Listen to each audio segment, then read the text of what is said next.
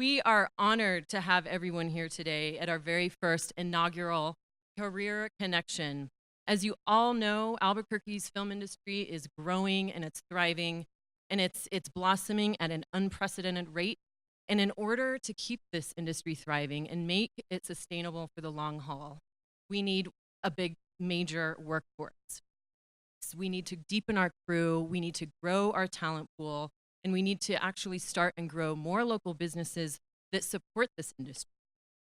The vision of today's Career Connection is really to democratize the Albuquerque film industry, make it accessible and inclusive of anyone who wants to be a part of it. And if you are into a career path in film, we really believe everyone can have a seat at the table. That's the big vision. The practical application here today is to provide a taster of just some of the jobs available in and with the film industry, as well as how to go about getting them. We have asked professionals who are here today in the first few rows. These are all experts in what they do, and they work in and with the film industry. In the lineup today, we have decades and decades of experience here, so thank you for being here. A huge thank you, and then we'll get going, to a bunch of people. My amazing team at the Albuquerque Film Office: Rebecca Cavalier, Santana Garcia, Alexandria Argo, and Pema Maniz. I'm so lucky to have you. And they made this all happen. Michelle Melendez with the Director of Office of Equity and Inclusion at the City of Albuquerque. Karen Iverson with the Metropolitan Redevelopment Agency at the City of Albuquerque. Our volunteers: Susan Coswell, Dan Legion, Terry Fuchit, Ren Hayden, Raymond Scott, Dwayne Yock, and Stacy Clayshute. They've been here since 11:30 helping us organize all of this, so thank you so much. Also, thank you to Anthony Rodriguez over here somewhere with Government TV. They're filming this event, so if you know people who couldn't make it today, please check GOV-TV, and also we'll be posting edited clips of this on our Facebook page, Albuquerque Film Office, later, probably in a week or two. At last, I want to thank and introduce my amazing volunteer MC and my friend Mark Comstock. Mark is an actor and director and has been a member of SAG since 1997. He's currently in his second term as president of SAG-AFTRA for the New Mexico local, and he's appeared in all kinds of things, but New Mexican projects including The Night Shift, Manhattan, and The Scorched Child. So thank you so much for joining us today. I hope it proves productive. And Mark, please take it away. Hi, welcome. Look at this turnout. You know, that's the one thing we can say about our community, right? We love it. Yeah, woo! So that check cleared, my cheerleader, yeah. And did someone say filming? So a quick overview. This is gonna be the fast and furious version. We're gonna get our panelists out here. They're gonna tell you a little bit about their job. And then with each panel, we're gonna get 2 questions. And try to make your question something that's like a we or an us question versus an I or a me question, so it can benefit the majority of the room. And if your question does not get answered, most of the panelists will be here at the reception following the panel, and you can join us. And also, too, the Film Office, the State Film Office website, nmfil.com, has a lot of resources, too. So this is just for you to get a sense of all the various facets of our amazing community. So let's get things rolling with our first panel. Can my guests come on out? We have got, let's see, come on out. So we've got Tim Forrest, Kirk Johnson, Michael Jones, John Lucas, and Dwight Harrison. I'm going to hand out some mics so we can kind of get going here. I've got one more, so if you kind of want to do an every other, I've got one more for you guys. I'm just going to go right down the line, and we'll start with Tim, who is a sound mixer. Tim, can you kind of tell us what your job is? Hi, sure. The sound mixer, I record synchronous sound in a movie. And so that's anything that is in simultaneous sync. I hate to use a word I've already used to define something, but in sync with the actor speaking, or let's say there's an explosion that we want to get or something like that, and that's synchronous sound that we use. So that's basically what a sound mixer does. we're on the front end of the process as opposed to the post-production end. And if you watch movies from the 40s after sound came in, that was maybe, you would see the camera person, you'd see the sound mixer. These days, there's like 12 to 15 post-production people. There might be 3 production people. And so the post-production people are always happy when production sound gives them. I want to encourage anyone here, of course, to, if you're thinking sound might be a viable job to get into in the film industry or otherwise, we have an incredible opportunity in our pocket. And you can make sound films, you can record sound, you can make films on your phone. I think it's just an incredible opportunity to be able to train ourselves. YouTube University is an incredible resource, just to Google what's happening with sound or any other craft that you might have. Take the time to do a deep, deep Google into filmmaking and any of the crafts that you may run across, because I think that's the way to figure out what you want to be when you grow up, or, lack of a better term. And I believe that, we have classes that are available at CNM. I believe Charlie's going to speak about CNM classes that are coming up. UNM is teaching classes. I'm teaching a sound class in January, starting January 24th. If you're looking into classes or you think that might be a good way to go ahead and fill out the FAFSA form that you can find online, which is the financial aid, and that's for the Pell Grant and other things. And I'd highly encourage you to take advantage of the educational opportunities in Albuquerque, because the film industry is really burgeoning right now, and it's time to get in and do what you can do. I've worked for free plenty of times, and I think that's a viable alternative as well. We're still in the process of developing internships and mentorships, and I think that that's something that we'll look at much harder in the next few years. But am I fast and furious enough? Yeah, exactly. So Okay. Thank you very Thank you. much, Tim. Yeah. Next, we have Kirk Johnson, who is a UPM, or Unit Production Manager. Hey, what's a UPM? Production manager is someone who manages. I come in early on, months before you actually get to principal photography or filming, and you help with trying to find the best crew for your project. So I get in, come in, fill out the community, do a lot of interviews, a lot of emails, a lot of phone calls, working a lot of deals to get equipment as well as some of the crew that you can find that's available in whatever market that you go in. I do it around the country. I love New Mexico. My 3rd time now filming in Mexico. Right. Had a soft spot in my heart, so I like. Yeah, to come red or back green here chili? Whenever neither. Whoa! Wait, read the I'm room. sorry. Read the room. I'm just being honest. That's how I roll. Well, I've had enough of it that I've OD'd. I'm from New Orleans, so I like the Creole spices. That's right. So that's my thing. Good. But I know it's trade the port for it. No offense, but I do like it. I just don't like that. That's right.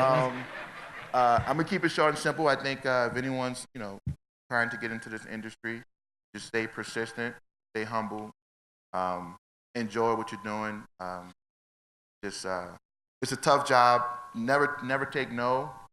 Just keep it going. Someone's gonna tell you no today. They'll tell you no tomorrow. They'll tell you no 3 days from now. But one day they might tell you yeah. So when they do tell you yeah, when they do make that phone call, just be available, be ready, and put your best foot forward.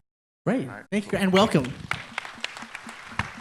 So next, we have Michael Jones, who is a line producer. And then, Michael, maybe you can talk about the difference between the two as well. Well, my name is Michael, and I just moved here about 7 weeks ago. So much like Kirk says, I'm a line producer, which kind of oversees production. I come on very early on with the director or the investors. I'm the one that creates the line item budget. I kind of oversee the schedule. I kind of have to maintain everything. I meet early with the film offices or the city councils, whoever I need to meet with within that city, wherever I'm going to film. I handle all basically the union negotiations. I hire crew. The director generally, they hire their key department heads. I hire everybody else. I kind of take productions all the way through post. Kind of that's what I do. That's pretty much it. So it's a lot of paperwork, emails, paperwork, phone calls. Basically, sometimes I just did a feature. We had about 60 people, and I have to maintain those people every day. It's egos, it's time management, it's 14-hour days. It's the minimum day for me, but I love it. And like Pete just said, don't give up. Do what you love. It's what I know. I know numbers. I'm very good at it. So I have this photographic memory, so I know my budgets and nerd. But I love hiring people from within. I've worked in 36 states. I film all over. I try to find local people. That's why I moved here. I'm bringing 3 movies here in the new year. So Yay. there you go. All right. Thank you very much. Okay. We are fast and furious so far. All right. That leaves us John Lucas, who's our location manager. Hello. Yes, I am a location manager, so I get a script and break it down and I find. And then after we find potential locations, I go around and show them all to the director and producers and the other creative team. There's a lot of time we spend in a van together, which is a lot of fun. And then I work with the wonderful film office and other parties to permit the whole thing and make it work. And I come to contract with all of our location owners to film in their properties, and it's a lot of fun. And I'm very excited to see the industry grow here. And my number one piece of advice is to always say yes when you get the call, even if it's for one day. If you say yes, then they end up keeping you on, and a one-day offer turns into a 6-month gig sometimes. So always say yes, and then figure out how to deal with your other job, I guess. So be resilient against the no's and always say yes, right? So far, so good. Great. Thank you so much. Yeah. All right, Dwight. You are PA, production assistant? Yes, that is correct. All right. So this is usually kind of your gateway in. How long have you been doing it? This is probably my 9th month in the industry. Great. What was the first one you got on? My first official show was Interrogation, maybe 5-6 months ago. And what was the process to become a PA? Well, I guess there's as many avenues into the industry as there are people. And so I would recommend, or what I did was just go through the UNM film program, and then I went to the, thank you. Got a little more voice now. Hey. But, and then I went to the Santa Fe Film Office. I was an intern there for 6 weeks, and then my resume was put into circulation. And then I got an interview, and then I didn't get the job initially, but the guy next to me got it, and then he called me because they needed someone else. So you got a no, stayed persistent, and got the yes. Yes, it did. All right. It's who you know, right? Exactly. It's always who you know. What was the biggest lesson you learned on set your first day? First day is just be open-minded, always be ready for anything, and always be ready to build as many relationships. Relationship For sure. business, yeah. Okay, great. Thank you, guys. So what we're going to do now is we're going to do a little Q&A really quick. So we're going to try and do 2 questions for the panel. So let me get a mic over here. Hey, can we give a quick shout out to all our volunteers today? Yeah. Okay, do we have any questions for this panel? Just remember, if you're thinking it, somebody else is, and this is a perfect opportunity. All right, over here.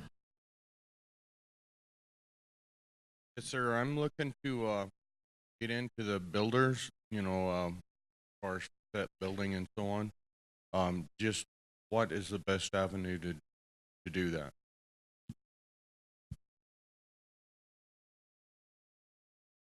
Yeah. Yeah, does anyone want to grab that?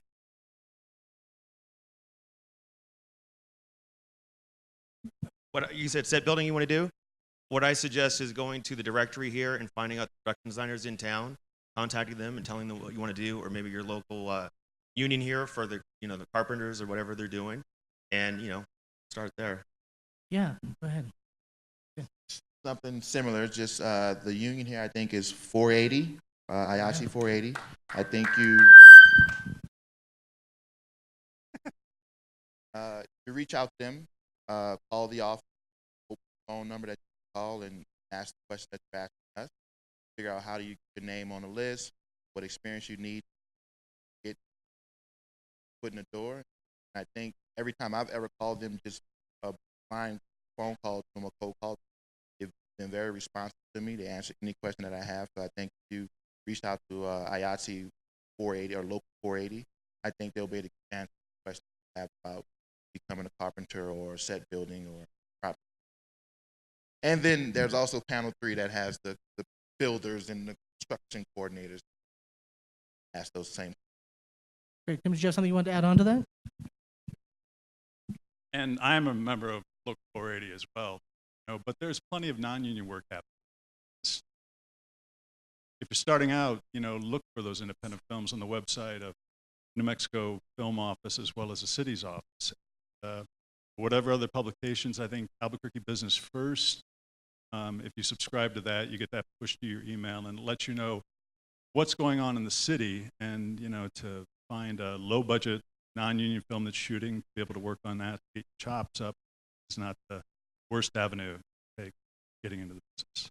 I think no matter what avenue you take into the industry, everyone has to kind of pay their dues and build their resume. So if you're starting out, do the work, find out that you love it, and keep working at it, and it'll pay off. It will pay off. Great. We have a second question from the group. Yes, right up here in the 1, 2, 3, 4th row. Yeah.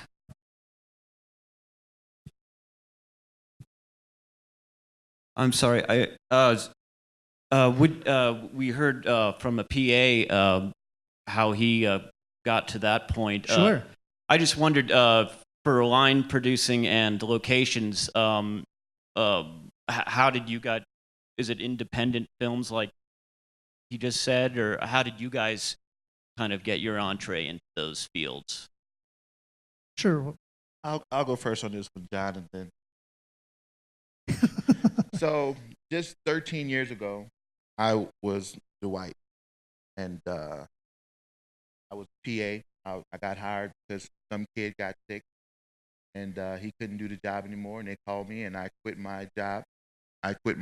And I instantly, and 2 days later, I started working in film, and that was 13 years ago. And my first day on the job, they gave me a check for cash and told me to go grocery shopping and come back with hot coffee. And I did just that, and I did it within an hour or two. And the guy was like, "You're great. I can't believe the last guy would take 4 hours to do this, and I took an hour." So I was like, "For real? Okay. All right, I'm in." I got to wear jeans and not a suit. I got to wear tennis shoes and not shoes. And I was in love from that moment on. What I did was, just to backtrack, I took a PA training, and I'm sure in New Mexico they have programs like that, where it was a hands-on 2-week program, production assistant training program, and I did that hands-on program. And from that point on, they taught me how to build a recipe film. They taught me how to read a script, or not read a script, but taught me how to break down a script, get a script, size, whatever it takes to become a PA. And they always preach the same thing that we've all said: say yes to the phone call, because what we don't have is a lot of time to waste. So when someone calls you and say, "Oh, I don't know, let me get back," you rest assured that me alone, I know if I call someone, they say, "I don't have, let me get back," I've already made 5 other phone calls by the time call me. So just have to know what you want when you want it, take advantage of it when you have it. And keep your receipts, because that check that they give you is not really your money. You just spend it like. And make sure you have a card too. I think the same thing in '91. I was a PA. Never did this before. I was a delivery person for a TV show called Unsolved Mysteries. I did every single position, and after 7.5 years, I was a segment producer. But I did every single position. I had to figure out what I wanted to do, and I would say that's the best way. Get in. That is your entry.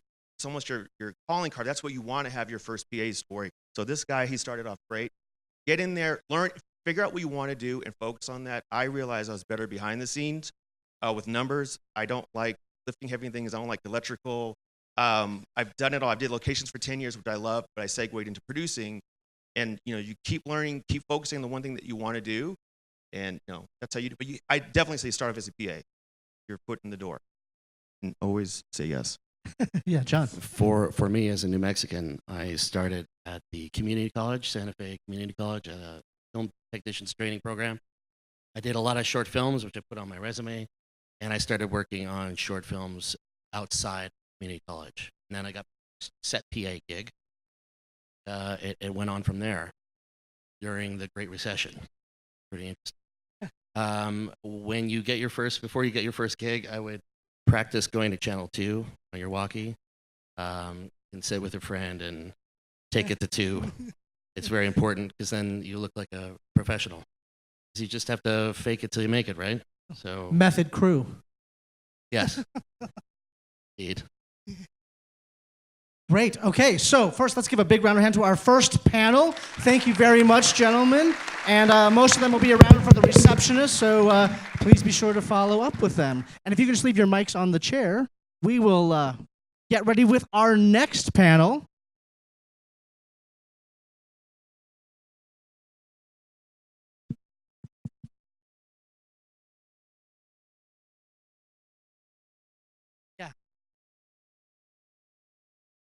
No, that's fine. Okay, so next, this is what's great about this is kind of the education-themed panel.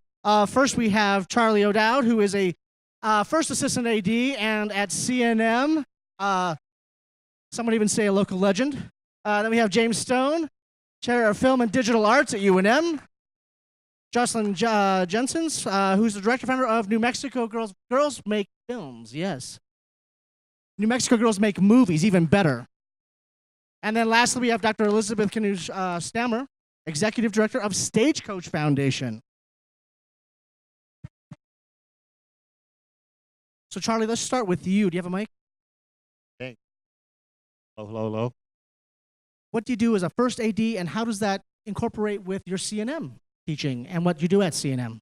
So in fact, I teach at CNM. I've retired from the film industry after 30 years, but most of my work was either as an assistant director or a producer. And so at CNM, there's a lot that we teach. We teach the basics of getting onto the set. We teach, grip electric and all those sort of things. As an assistant director and as a producer, it's the overview of the film process. It's managing the process. So even the word assistant director sounds like it's a creative role, when in fact it's a management role. And in my opinion, it's the best role on the set. You never sit down. You're always working. You're involved with everybody on the set. You have to be a people person. You have to know how to manage people and keep them happy. Keep the circus moving and the animals happy. So go to school. I'm also thinking as a dad, go to school. Go to school.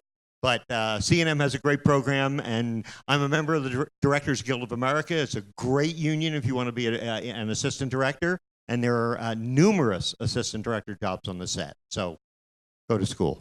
Great. Thank you, Charlie.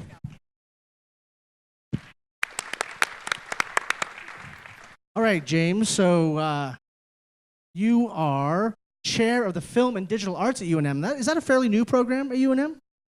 No. How long has it been going? It's had a name change recently, so you might think it's new, but there's been film at UNM since 1972. Wow. But we have changed a lot. We have become a far more production-oriented program. We teach above-the-line skills now. We teach directing. We have a new class in producing. We have a new class in cinematography. We teach screenwriting, and most of those courses are taught by industry professionals. We have a Hollywood screenwriter, or two actually, on the staff. We have one of the cinematographers in New Mexico teaching cinematography. And we are right next to Netflix. I don't know if you know that one of our facilities out at the Mesa del Sol area is directly across from Albuquerque Studios. So we're right in the thick of it. Great. Thank you. Let's talk about Foundation New Mexico Girls Make Movies. So when did this start? We started in 2016, and we are a free statewide education and job training program for young women ages 12 to 25. Yeah, right? Yep. I actually won a George R.R. Martin grant the year before for a screenplay that I wrote called Wolf, and I always tithe when I receive something, so I started the foundation as a part of that tithing from these guys. Wow, which is that's kind of fantastic. a wonderful full circle thing. Since 2016, we've served over 250 young women in state, one of whom is here, Sarah Casaus. If you want to raise her hand, she was our winner of our first year's There she is, screenwriting All program. right, Sarah. And we serve our young women through screenwriting competitions that are statewide. We do workshops statewide. We do production assistant training, which I think is the cornerstone of our program, where we train girls to be the best PAs they can be, and then we put them on set. So we've had girls on Disney movies, Lifetime movies, commercials, PSAs. We want, I believe, as a former PA myself, I started my very first job in New York as a PA, that if you get on the set, kind of like John was saying, Lucas, you can make that continue. You can keep working. So get that first job, get that first internship. I worked free my first job, and it was the best thing I ever did. I was able to work. I lived at home with my parents. I begged them to feed me, and I was a PA, and that's how I got into this industry, and now I've been in it for, I won't say how long because I'm old now, but a long time. But so we train PAs, we put them on set, we listen to our young women, we ask them what they need, and they've also recently told us that they need money to go to school. So we just launched, we're very excited, this week, the New Mexico Girls Make Movies Film Education Scholarship. So Wow. if anyone knows, we're excited. If anyone knows young women ages 12 to 25 who want to go to film school, it does not have to be, it can be UNM, it can be community colleges, and they need to get paid to go to those schools. They need to not have to work as hard at their day jobs. Please have them come to us. Our website's nmgirlsmakemovies.org. That's great. So if there's if young women or who are like 12 and up, what's the best way for their parents to reach out to you to help get these young women involved?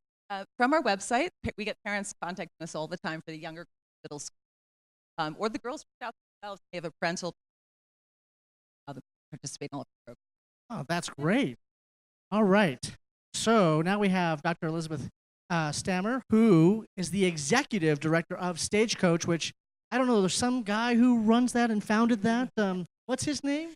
Our co-founder is George R. Martin, along with David Weininger, and we're just coming up on 3 years old. We've been working across the state, predominantly starting in Santa Fe and expanding outward. We have free training for New Mexicans to get the jobs in front of and behind the camera. All of our classes are facilitated by television and film professionals that are at the height of their game, and they're in positions to be hiring people and making recommendations for unions. And we have different kinds of trainings that range from prop making, set building and painting, assistant camera workshops that we're partnered with Panavision that provides us with Arri Alexa cameras and Dolly and Track from Maleico Rigging. And all of these trainings are free, and they're really our pathways into the next job. And I'm excited to share all of that with New Mexicans to get the jobs that are coming, that are here now, and that there are so many different pathways into the industry. It can be a formal education, and it can be certainly passion, promise, and aptitude, and meeting the right. Yeah, I think that's great. And as you all know, we're going to get busier and busier, but you have to have that foundation no matter what part of the industry you want to go into.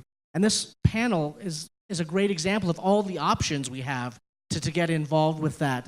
For the foundation, is there a sign up? How do they find out about, like, I want to build props or be a carpenter? How would that work with you guys? So where Stagecoach Foundation has its own website, so you can Google that and you'll see a variety of links that are, if you want to just be part of the newsletter or to actually sign up for the classes that we have going on. And then we have a large presence with Facebook and Instagram where we share all of our upcoming classes and our registration. Great. CNM and UNM, when do you guys start enrollment next? Are you enrolling now? Are you going now? Now, yeah. Yeah, now. So, yeah, your film career and your path can start today. So start thinking about it and start getting those resources. Let's get to Charlie. What brought you to New Mexico? That's a long time ago. In 1977, I was in a seminary that moved me here to work with troubled children. It's a long time ago. But it actually leads to, having been in the seminary, I noticed that people were not noticing when a minister gave a talk in a church. And so I decided to become a filmmaker because in film, people like Charlie Chaplin could put out a moral tale, a thought, something like that, and that was important. So I got in the film industry. Since then, I've made over 200 beer commercials. Yeah. But it's been fun. It's a lot of fun. And we are always taking in students. Always. Yeah, great. All year, summer, you name it. James, what brought you? Movies. Yeah. I'm not originally from here. I'm from a long way away. But I loved the Hollywood movies of the 1960s and 70s. They all seemed to have that long ribbon of highway going through the desert. And I thought, I'm going to live there. So I moved as soon as I could away from the south of England, and I came to Arizona and then New Mexico and Utah, and I looked around and I thought, no, New Mexico's the place. That looks the most like the movies that I love. So that's where I'm going, and I'm still here, and I still love it. That's great. Do you teach as well? I do. I teach a number of film history courses. I write articles and that sort of thing. I'm in charge of a lot of people who make movies, but I write about movies. Nice. That's great. I think this is actually might be great to kind of get a few extra questions then too with this panel, since this is the kind of an introduction to the industry. So can I see anyone have some questions for this part of our panel? Oh, and let's start by giving us your name as well. My name is Ruben. Do you have formal education institutions? Do you have night classes? And what's the enrollment process? You signing up for a 2-year degree program, or can you take what you need as you need? We are proud to say that we are an evening program in a lot of ways. We do a lot of night classes, actually. It used to be because we got a lot of funding from something called the Evening and Weekend Program at UNM. That money's gone away. But we still love to teach evening classes. So if you have a day job and you want to come out and learn to be a director, producer, screenwriter, cinematographer, you can come along in the evenings and do that. We even sometimes teach on a Saturday. So, yep. Great. Good question. Anyone else? Yeah, please go ahead, Charlie. So at CNM, things are changing. We right now have about 400 students. We've exploded because of the industry itself, but things are changing. So there was just a bond election. There was money from that y'all voted for that will go towards a new film program at CNM, and there probably will be more choices for evening and weekend classes. That's in the works right now. Great. Yeah, another one right here. Hey, Charlie, it's Cindy. Hi, I have a question for you. How would you get into the DGA? That's a great question. The DGA has a trainee program. I would suggest anybody who's considering it, don't come talk to me, go on the internet, because it's changed a great deal since I joined 20 years ago. But the DGA program, you'll see on every professional set, there's what's called a DGA trainee. The trainees apply to the Directors Guild of America. You have to have had a certain amount of previous experience as a PA and things like that. But then they make you a trainee for 2 years. It's their responsibility, the DGA's responsibility, to give you jobs on films and television shows around the country for 2 years, and then you graduate, I believe, as a second assistant director. It's a great job and a great union. Great, thank you. Yes, down here, second row.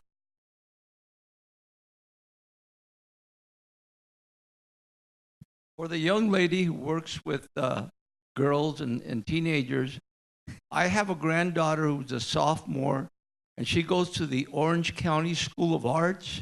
She sings and dances, and she's in a performance right now. How do I get materials from you and that, so that some way, in case she wants to come down here, she could come down here and perform? As I said, everything's available on our website. We also have Facebook and Instagram. Social media is obviously big with teenagers, so Instagram is what I would recommend. And it's NM Girls Make Movies is our address for both of those things. You want to? I can write it down for you too when I come down. Yeah, I'll give it to you. And that's the best way to find us. We have a big social media campaign going right now. We are placing ads all over Facebook and Instagram. So a lot of people are hearing it through that. We also go on the morning. Actually, Rebecca Cavalier is the reason we came here today is because we were on her show for a while. We always try to go a couple times a year to let everyone, the TV audience, know about us, and also radio with Honey Harris and with Richard Eads. So you'll often hear about us through that. But the best way for a young woman to come and find us would be on Instagram or on Facebook. That's the best way to find us. And everything is there, our application links, and you can get her all that information. We'd love to have her. Elizabeth, with the Stagecoach Foundation, are you guys year-round? We certainly are, and actually all of our programming happens on the weekends so that the opportunities are available. Oftentimes, we have people that are traveling in to have our programs, but we also take them into community, and we're excited to actually do that. We want the access and to the opportunities. I also provide resume coaching, and we also have helped many, many people get jobs, truly having the opportunity to learn from our instructors and immediately being recommended or hired that way. And so taking our classes is giving you actually the opportunity on like an on-the-job interview. The teachers are watching and looking for people who have the emotional intelligence and the soft skills and have the ability to learn, but also have that innate character in them that brings them forward, and the ones that are really shining and getting the gig. So those soft skills are things that you want to also be thinking about, which you're going to get in these programs, and the opportunity for networking. That is the best way to start really learning how to communicate with people and create relationships, because that is definitely an elemental piece of this industry, Very much so. relationships. To add to that, because I totally agree with what she's saying, I feel I used to teach at the College of Santa Fe when that was still around. And the one thing I said again and again that hopefully will still ring true to you guys is that the question is when someone says, you know, what's your 20, which is where are you on the set, your answer should always be, what do you need? That it's a service industry, we all serve, and we work collaboratively. So when you have 100 people on the set, everyone is helping, everyone's pitching in, everyone's doing jobs they don't want to do, but if you have that passion, the drive, the soft skills, we need you. If you love to be with people and you're social, if you love to be on set, you love to wear sneakers and shoes, or more comfortable clothes, if you want to go travel and see the world, this is a fantastic industry for you. But it's also a lot about willing to be humble enough to serve. To this day, even when I produce, I'm always in service to my crew, always. I'm never the producer up here. I'm always working with the PAs as if we are on the same level we are. So that's a really good thing to remember, is that be willing to do any job. My first job was picking gum off the streets of New York City as a PA, and it was the happiest day of my life. So I love this industry. Did you get any good flavors? It was really horrendous. But when I saw the final product at the final screening, when the crew screening came, and we saw the wet down, which is when they put fake rain on a street to make it look like it's rained, and there wasn't a single piece of gum on the entire cobblestone run, I did that. Mission accomplished. Yeah, right? It's exciting. So this is a really wonderful industry. It's so much fun, but you have to be willing to work really hard and ask, what do you need? That's really what I. Yeah, I mean, I think it's universal. Be kind. We should be that in life, but on the set, it is a complicated team, and checking the ego at the door, as they say, and doing what it takes. I mean, it's exhilarating. It is. Yeah, it is. It's one big family that you can't wait to spend 14 hours a day with. At least that's what you hope, right? Day, yeah. That's right. That's right. All right. Very much. Thank you so much to this panel. Let's give them a nice round of applause.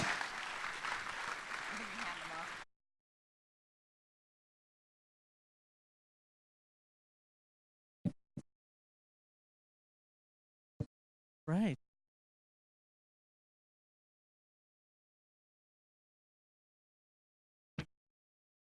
Never give an actor 2 mics. He doesn't know what to do. He freezes. Okay, our third panel. First, we have Paul DeSanto, who is an art director and production designer. We also have Steve Brown, who does construction. He's a construction coordinator. Let's see. We have Jorge Reyes, who is a plaster and mold maker. Eddie, are you here? Eddie's not here. Okay. And who did I forget? Did I forget Steve? Steve Sahill, who is a lead man and set decoration. So, welcome. I think this part of the panel and these panels are I have no idea what you guys do. So if we can just kind of go down and you can kind of give us an overview of what that job is and how you work with the rest of the production and take some of that mystery out of it, I think that would be fantastic. So this is actually the art. It's the largest part. It's headed up by the production. Then underneath the production designer, you have it's divided. So you'd have an art director, set, and I'll talk about art director.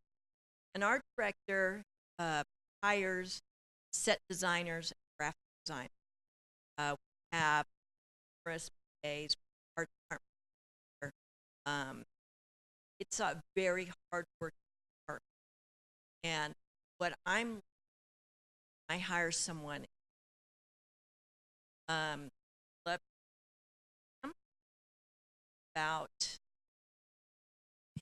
graphic, because I'll talk We to will you. network. You guys We'll find network me. at the end at the reception. Yeah. We'll network, I promise you. We are in huge need of graphic designers and set designers. And these kids coming in are great. PAs, I think, let's call Saul. I had problems.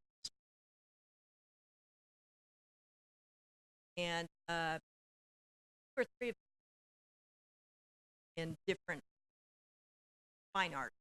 But I am a native New Mexican, and I hire New Mexicans first. And All right. there's nothing. Yeah.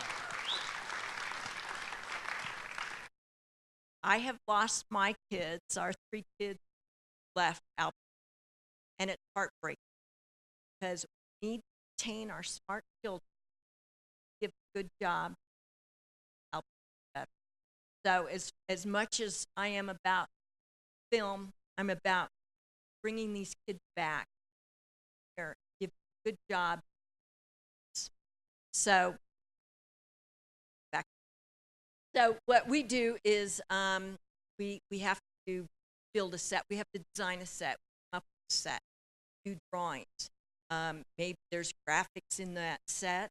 We're doing signage or paintings. All these different things we do. We take the drawings and we give. Oh, nice segue. Thank you, Paula. Yeah, so most of the panels so far are production. We're off production. And so we're there before the shooting crew even shows up, and then we put the set together. It's just there when they come in. Or sometimes we're still putting the last piece of trim on as they're walking in when times are short. But basically, we take the drawings that the art department comes up with and then make that reality. We have to work together. It's very collaborative on how we're going to accomplish this, because sometimes we're building, New York apartment. Sometimes we're building a submarine. Sometimes we're building just about anything. And so it's a lot of back and forth, very collaborative. We employ utility techs, which is kind of like a laborer, not so much PAs in our department. But utility techs, it's more of an entry-level position. Then we have carpenters, which are typically called prop makers, which can be confused with props department, which is a whole nother thing. So terminology is kind of important. We have painters, plasterers, which George has accomplished at both. So you can talk more about that. But a lot of the stuff we do is copying something, because we'll go to a location that location department has found and director likes, and then we have to duplicate part of that on stage, so it's got to match. Other things are just complete, new conceptual ideas. Sometimes it's period work, so we have to make everything look like it's dated. Most everything we do, we build it brand new and it's nice and neat, and then the painters come along and make it look run down and dingy or aged or to whatever level they want.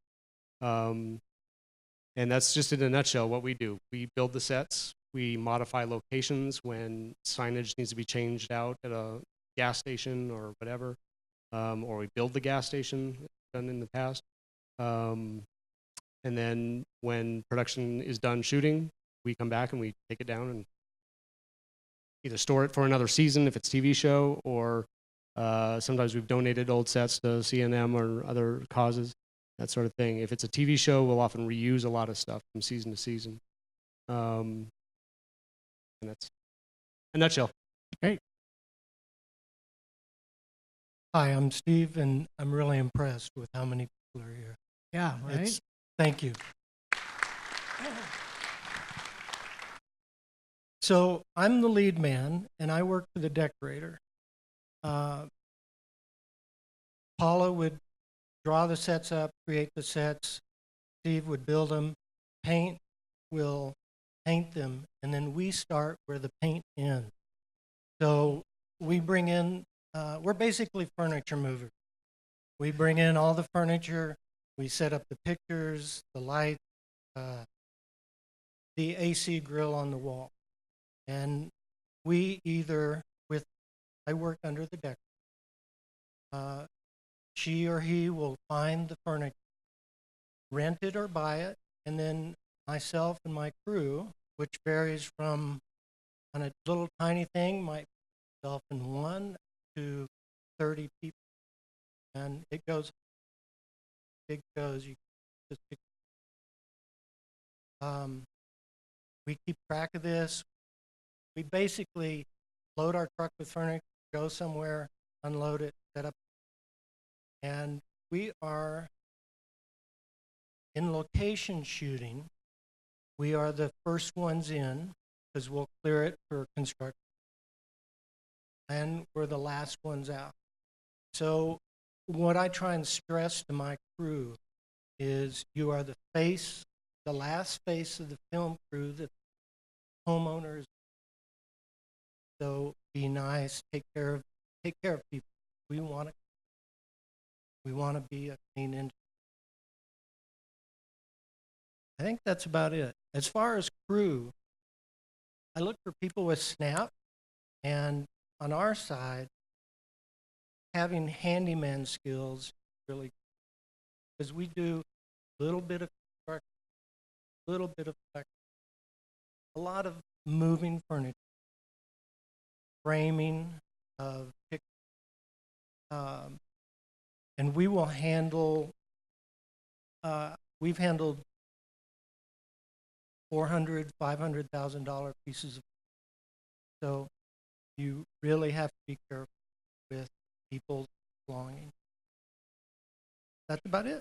Thanks. Great. My name is Jorge Reyes. I've been a member of Local 480 for about 15 years.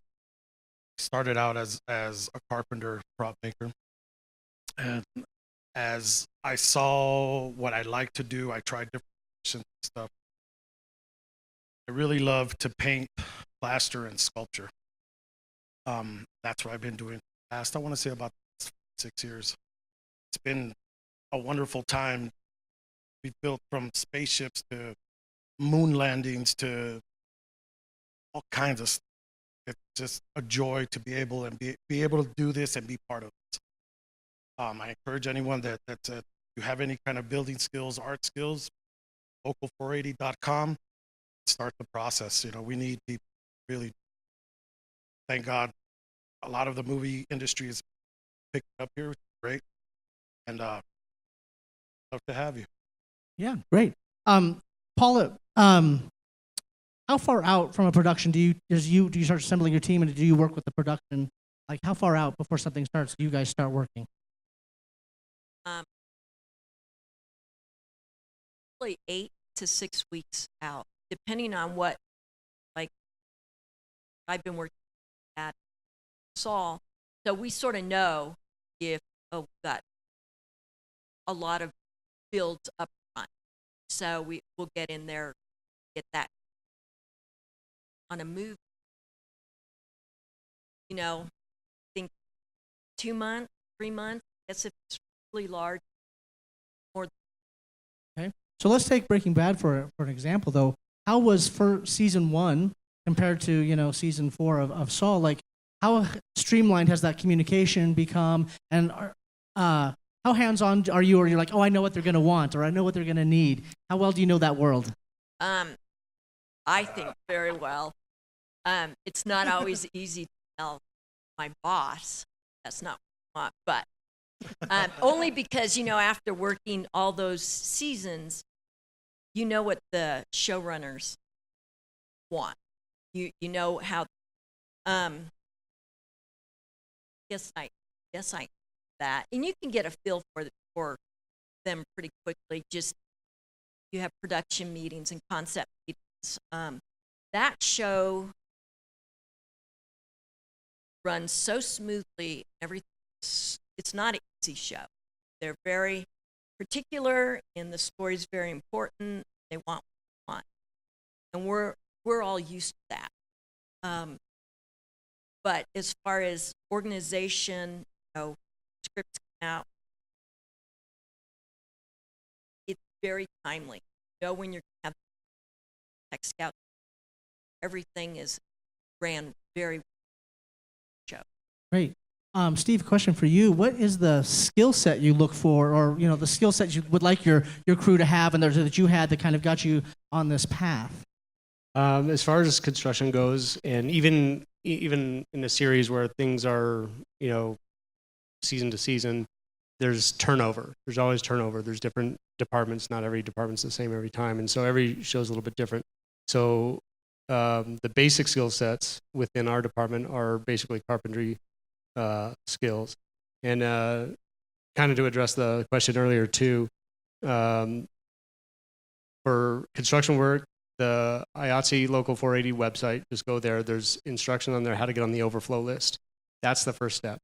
So when you get there, it'll line you out how to do, get the general safety class. There's like several things you can do to get on that list.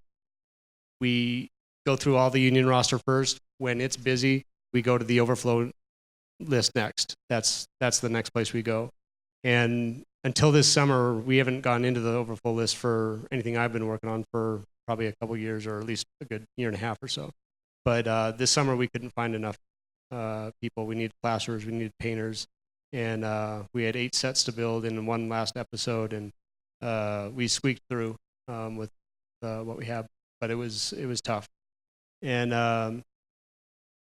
the way I got started was I went to I took some classes at C&M, took some of the classes there, and just did anything I could to get my foot in the door, and just volunteered on a lot of things. Didn't work very much the first year, and then just more and more things. And then one of the earliest shows I got hired on, was they were told they thought I was somebody else, but there I was. So you said yes, and one thing leads to another, and that kind of thing. So I've been very lucky, very fortunate. Worked with a lot of great people, but yeah. Basic carpentry skills are a must, measuring, cutting accurately, that sort of thing. Real world things, laying tile, drywall, we do that stuff. So if you already have that skills, that's huge. And if you're a highly capable person, you can learn those skills also. But the hours are long, and it's grueling, and not a lot of people are not used to working 12-hour days. With production, your schedule could be a little more all over the place. You might start at 6 a.m. on Monday, and then your start time creeps, and then you're starting at 6 p.m. on a Friday sometimes. With most offer production jobs, construction particularly, our hours are a little more regular. We might have some late crews here and there, and you might have to work weekends and that sort of thing here and there. But being able and available for those extended hours sort of is also huge necessity, really. And that's a big part of it, because the hours are long, but boarding, overtime is good, checks are good, but you work hard. And so working saying efficiently. yes, that theme of just saying yes and being ready and being available is kind of going to be, I think, the theme throughout this today. Steve, I want to cut you off so we can get a few questions in. Do we have any questions for this panel in the audience? Anybody right down here, right in front? Hey, I know you. All right, mine's not really a question. It's more of just appreciation for this panel, just because oftentimes they don't get the appreciation that they deserve.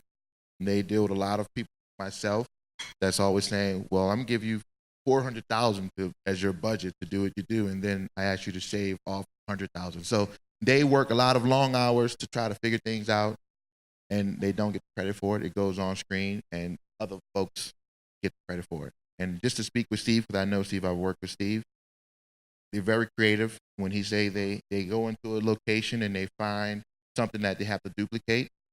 You all are all from Albuquerque. I'm sure everyone here has seen either the Cottonwood Mall and or Highland High School.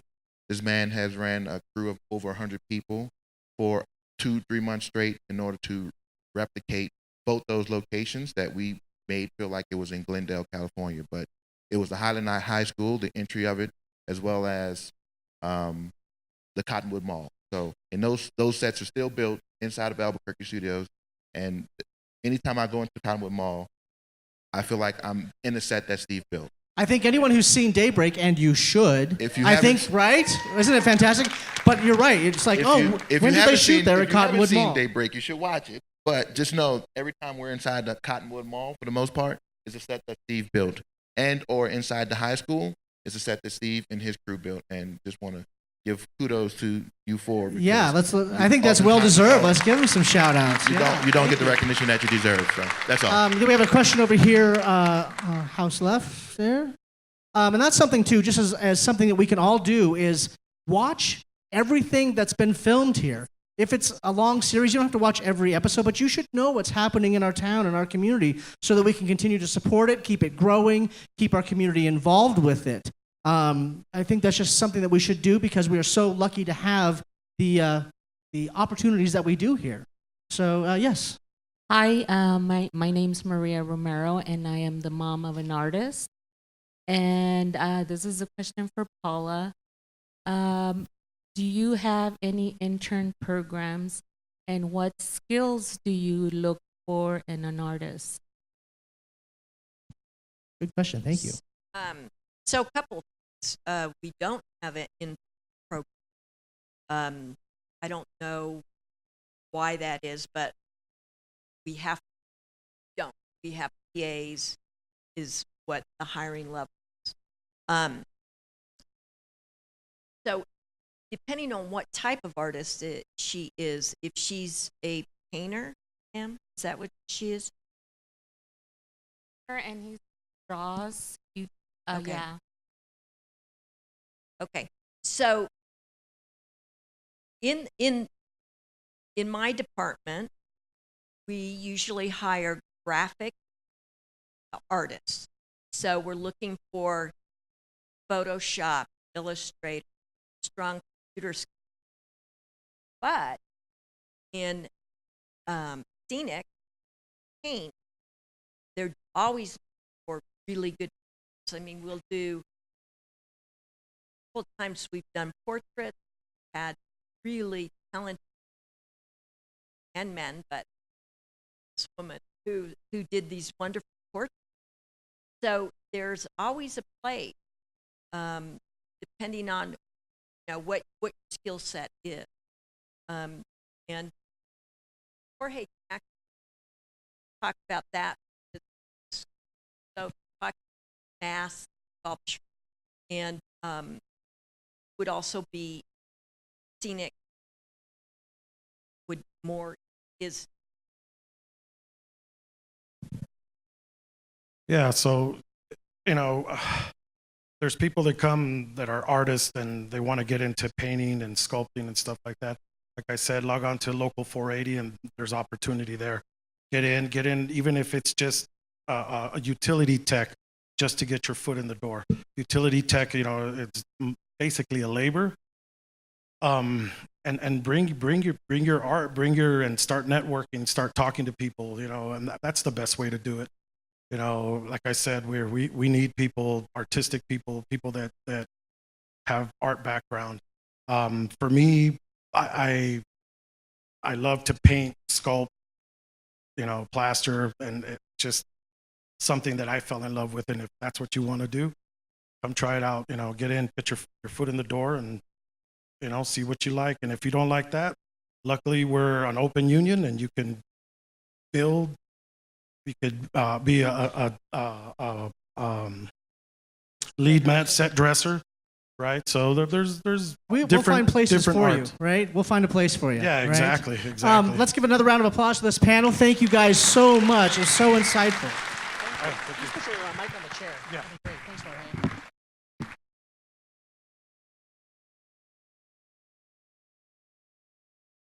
Okay, moving right along. Great questions, by the way, audience. Way to go. All righty. Here we go, panel 4. So, Let's see. We have Ryan Hazley, New Mexico Film Industry with Sirius Grippage and Light Company. That's you. Hello. Next up, we have someone that most of us know, which is G.I. Joe Lonesome, our grip. And someone I always end up doing a panel with is Melissa Malcolm, who's the business agent and driver for Teamsters Local 480. 492. Hello. Just wanted to make sure you were listening to me for a change.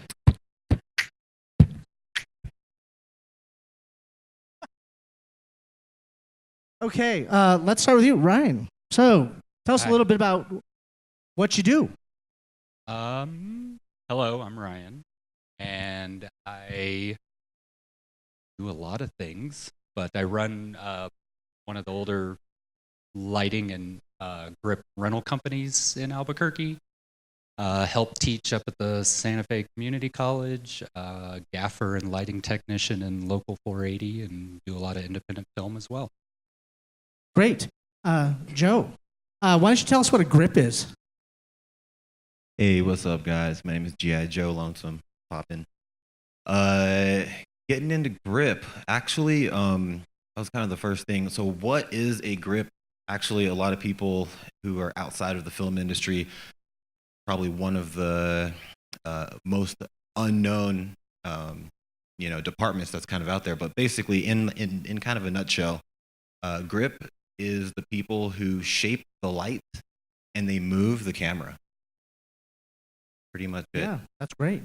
They shape the light into what it should be, dial it in, and make it softer or whatever.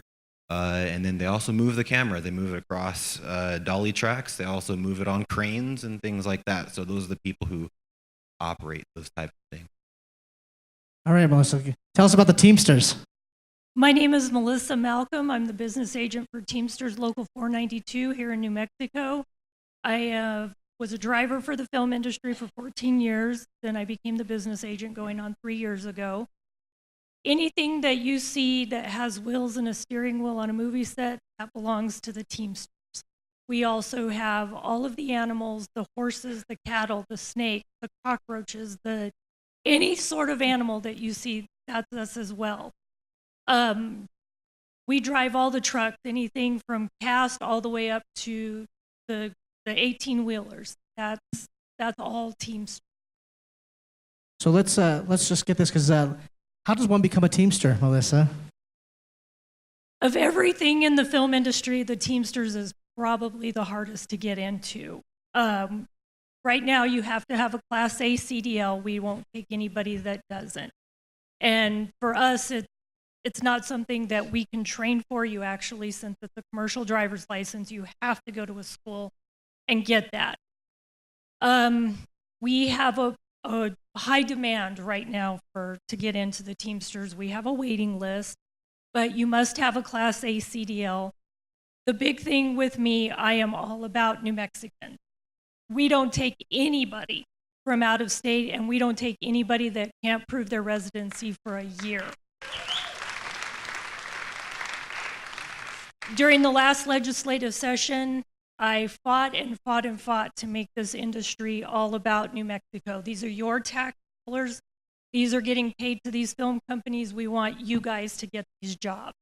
Bringing people from out of state is not creating jobs for New Mexicans. It's just transplanting. So for us, we are all about you guys. We want qualified people, so the Class A is very important. But in order to get onto the waiting list, we have, you need to go to teamsters492.org and click on the movie jobs, sign up for our waiting list. We have a grouping system. Right now we have about 344 Teamsters between our rostered and our overflow. We're a little different than 480. We don't have just one group of people. We have a rostering that's group 1, group 2, group 3, and then our exhausted list. So production companies have to go by that. So when we're super busy, this past summer we took in an additional 70 people onto our exhausted list. We had, at the height of the summer, we had about 300 drivers work, which is, we haven't seen that ever in the history of Teamster work in New Mexico. film work in New Mexico. The new film incentives are doing amazing things for the state. Right now, we've slowed down. It slows down this time always during the holidays because nobody wants to shoot during the holidays. But we are anticipating a huge influx of work after the first of the year. So if you're interested, please get on our waiting list, teamsters492.org, click on Movie Job. And if you haven't been a resident for at least a year, please don't sign up. Yeah, good information to have. So, yeah, Joe, you talked about manipulating the light, moving the camera. So, Ryan, why don't you talk about what a DP does, a director of photography, and how you two work together? Yeah. So the director of photography, it's a little flexible depending on director, but they're one of the main generals on a set. They typically are responsible for everything inside the frame. Camera, lighting is all under their hierarchy. You could think of the key grip and the gaffer as kind of their lieutenants, so to say. And that would be the head of the grip department is the key grip. Key grip. So basically, yeah, it just kind of goes down the whole hierarchy, kind of like you said. I did kind of want to talk about like what it takes to be kind of a grip, I guess. Definitely. Perfect. What is a grip? Just kind of moving the light or moving the camera and doing the light, but also there's a lot of like set etiquette that kind of goes into it too. A lot of people don't really kind of get onto, and it takes a little bit of time, but that's cool. Got to have some homies to give you some tips. I'm here for you. But basically, whenever it kind of comes to etiquette, like on set, time is super huge. Call times are super big. If you have a call time, usually 15 to 30 minutes before the call time, you're supposed to be there.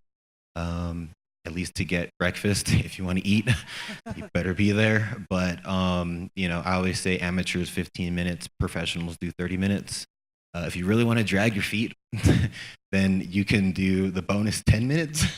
I kind of do this bonus 10 minutes. It gives me like 40 minutes to just like eat and then chill and like maybe get on my phone for a second and then get in the van and then get yelled at for 12 hours. So, you can do whatever you want there, but definitely be early for sure. The other thing too is that sometimes we don't know where we're going.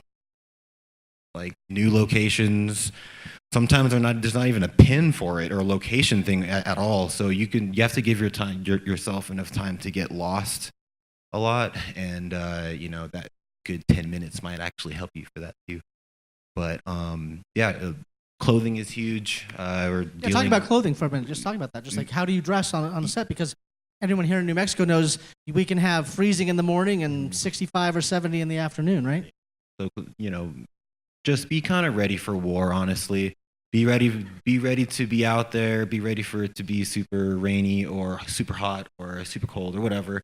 I actually carry a set bag with me as well. A lot of Grip Electrics and other departments also carry a set bag, which has everything that you need inside of it. It's like a survival kit that you would kind of have. I have everything from additional tools that I might need to a full entire rain gear suit, and even like spare socks and stuff too. You never know.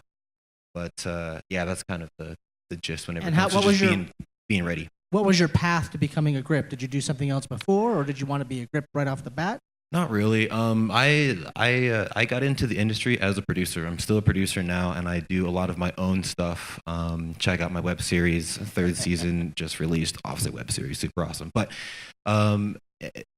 I kind of felt like I just had too much energy.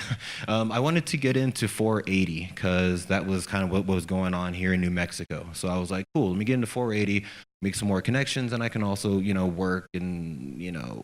work in the industry that I'm trying to make connections, to. Kind of sucks whenever you're working somewhere else and you're trying to make connections somewhere else. It doesn't really work out. So I kind of got into it, and I was into sound at first. Sound was pretty cool. I thought it was like one things that you might not have to do too much. You just gotta, carry a boomstick, right? And that's all you gotta do. But not really. Sound is actually a lot more intricate and awesome, actually. So I have a lot of love for it. But I kind of fell in love with grip and electric because of Legos.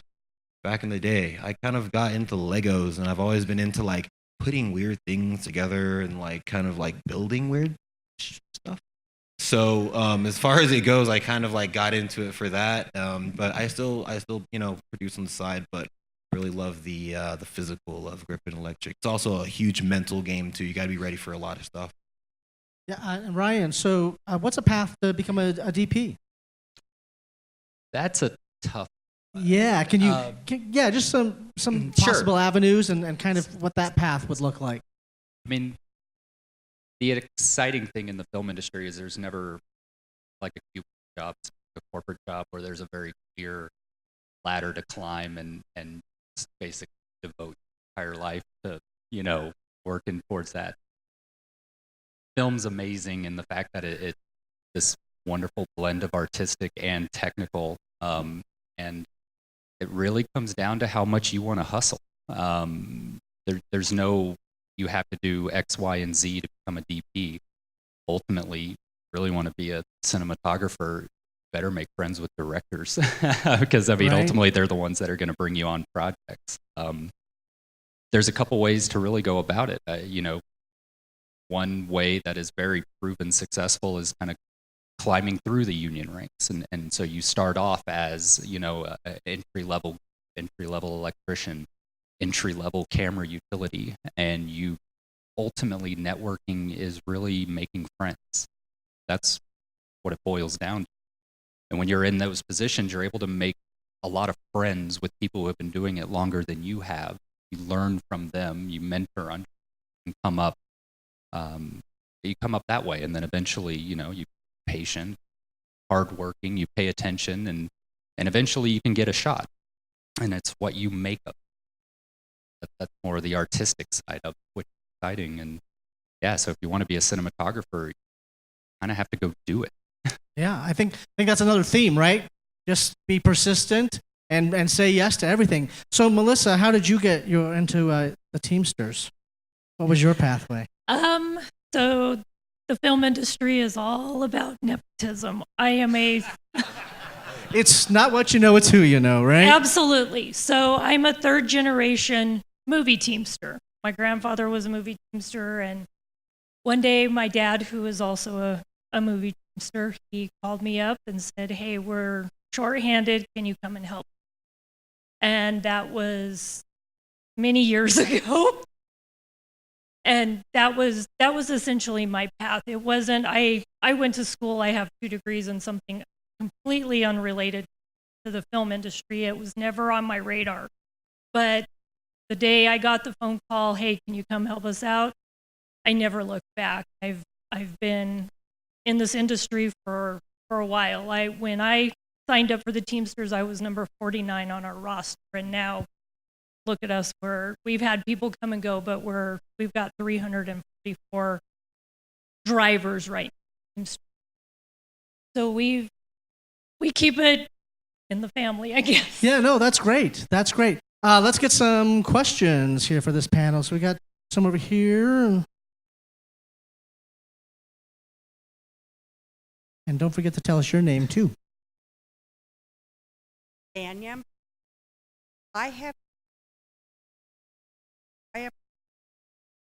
I'm sorry, what was your name? Ann Yambao. And Gambao. Ann Yambao. I have joined the 492, so I'm on the list. I'll You're go on work our my waiting s- list, yes, right? the CDL.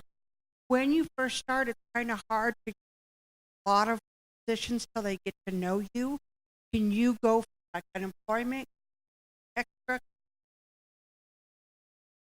fill in the time, or how? We don't care what you do.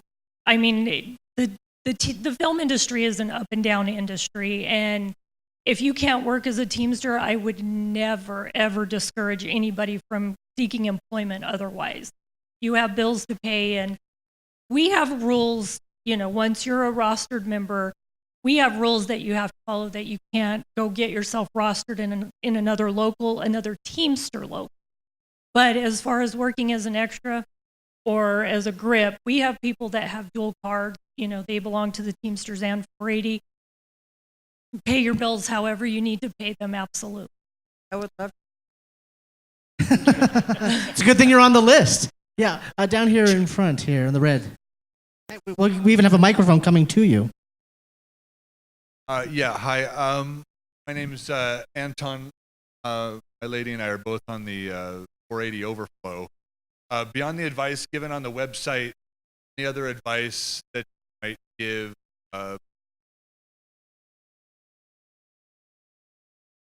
Yeah. Well, basically, it took me 3.5 years to get onto the main roster for the 480. Not that it would take you that long, because it's way more saturated right now, and there's way more going on right now than there was maybe a couple years ago, 3 years ago. So it's just kind of bubbling. So that's number one. It's just bubbling like right, a lot more. You're in a good place. But after you get onto the overflow list and you kind of have that, you know, then honestly, it's just kind of donating your time to short films and other things that are kind of going on, stuff that are kind of happening. If you don't got a Facebook, get a Facebook, because it's all about networking. Even if you don't want to, like, you know, want to have someone else's name, just have like an alias. You know, you don't even have to have your name. just use it to like spy on people and like talk to people and stuff like that. But basically, it's all about, you know, just kind of that like networking and you know, checking, you know, the overflow list. Hopefully, just like he just said, or someone just said, the overflow list had opened up at the beginning of this summer, or last summer. And take advantage of all those resources that we have, whether it's through the university, Which is CNM, awesome. UNN.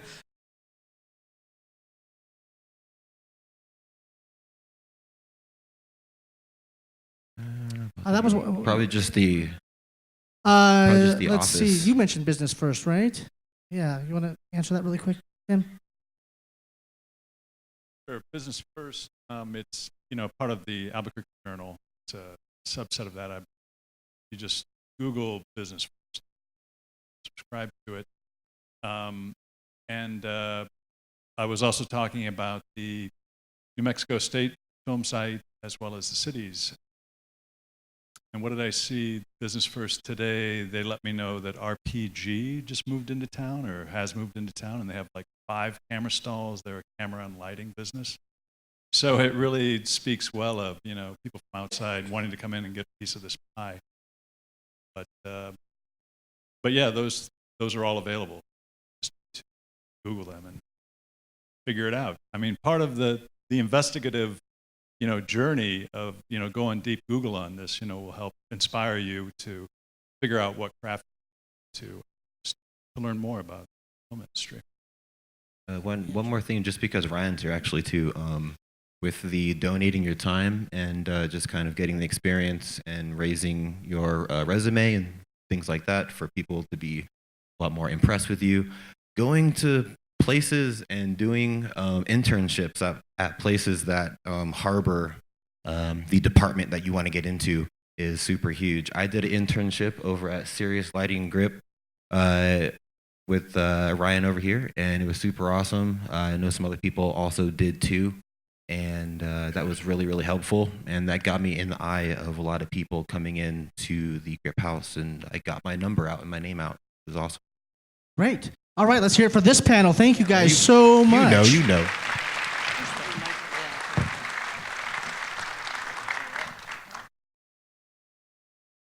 All right, we are moving right along. So we are now on panel 5. First up, we have Ashlyn Serrano Padilla, one of my friends who was a makeup artist.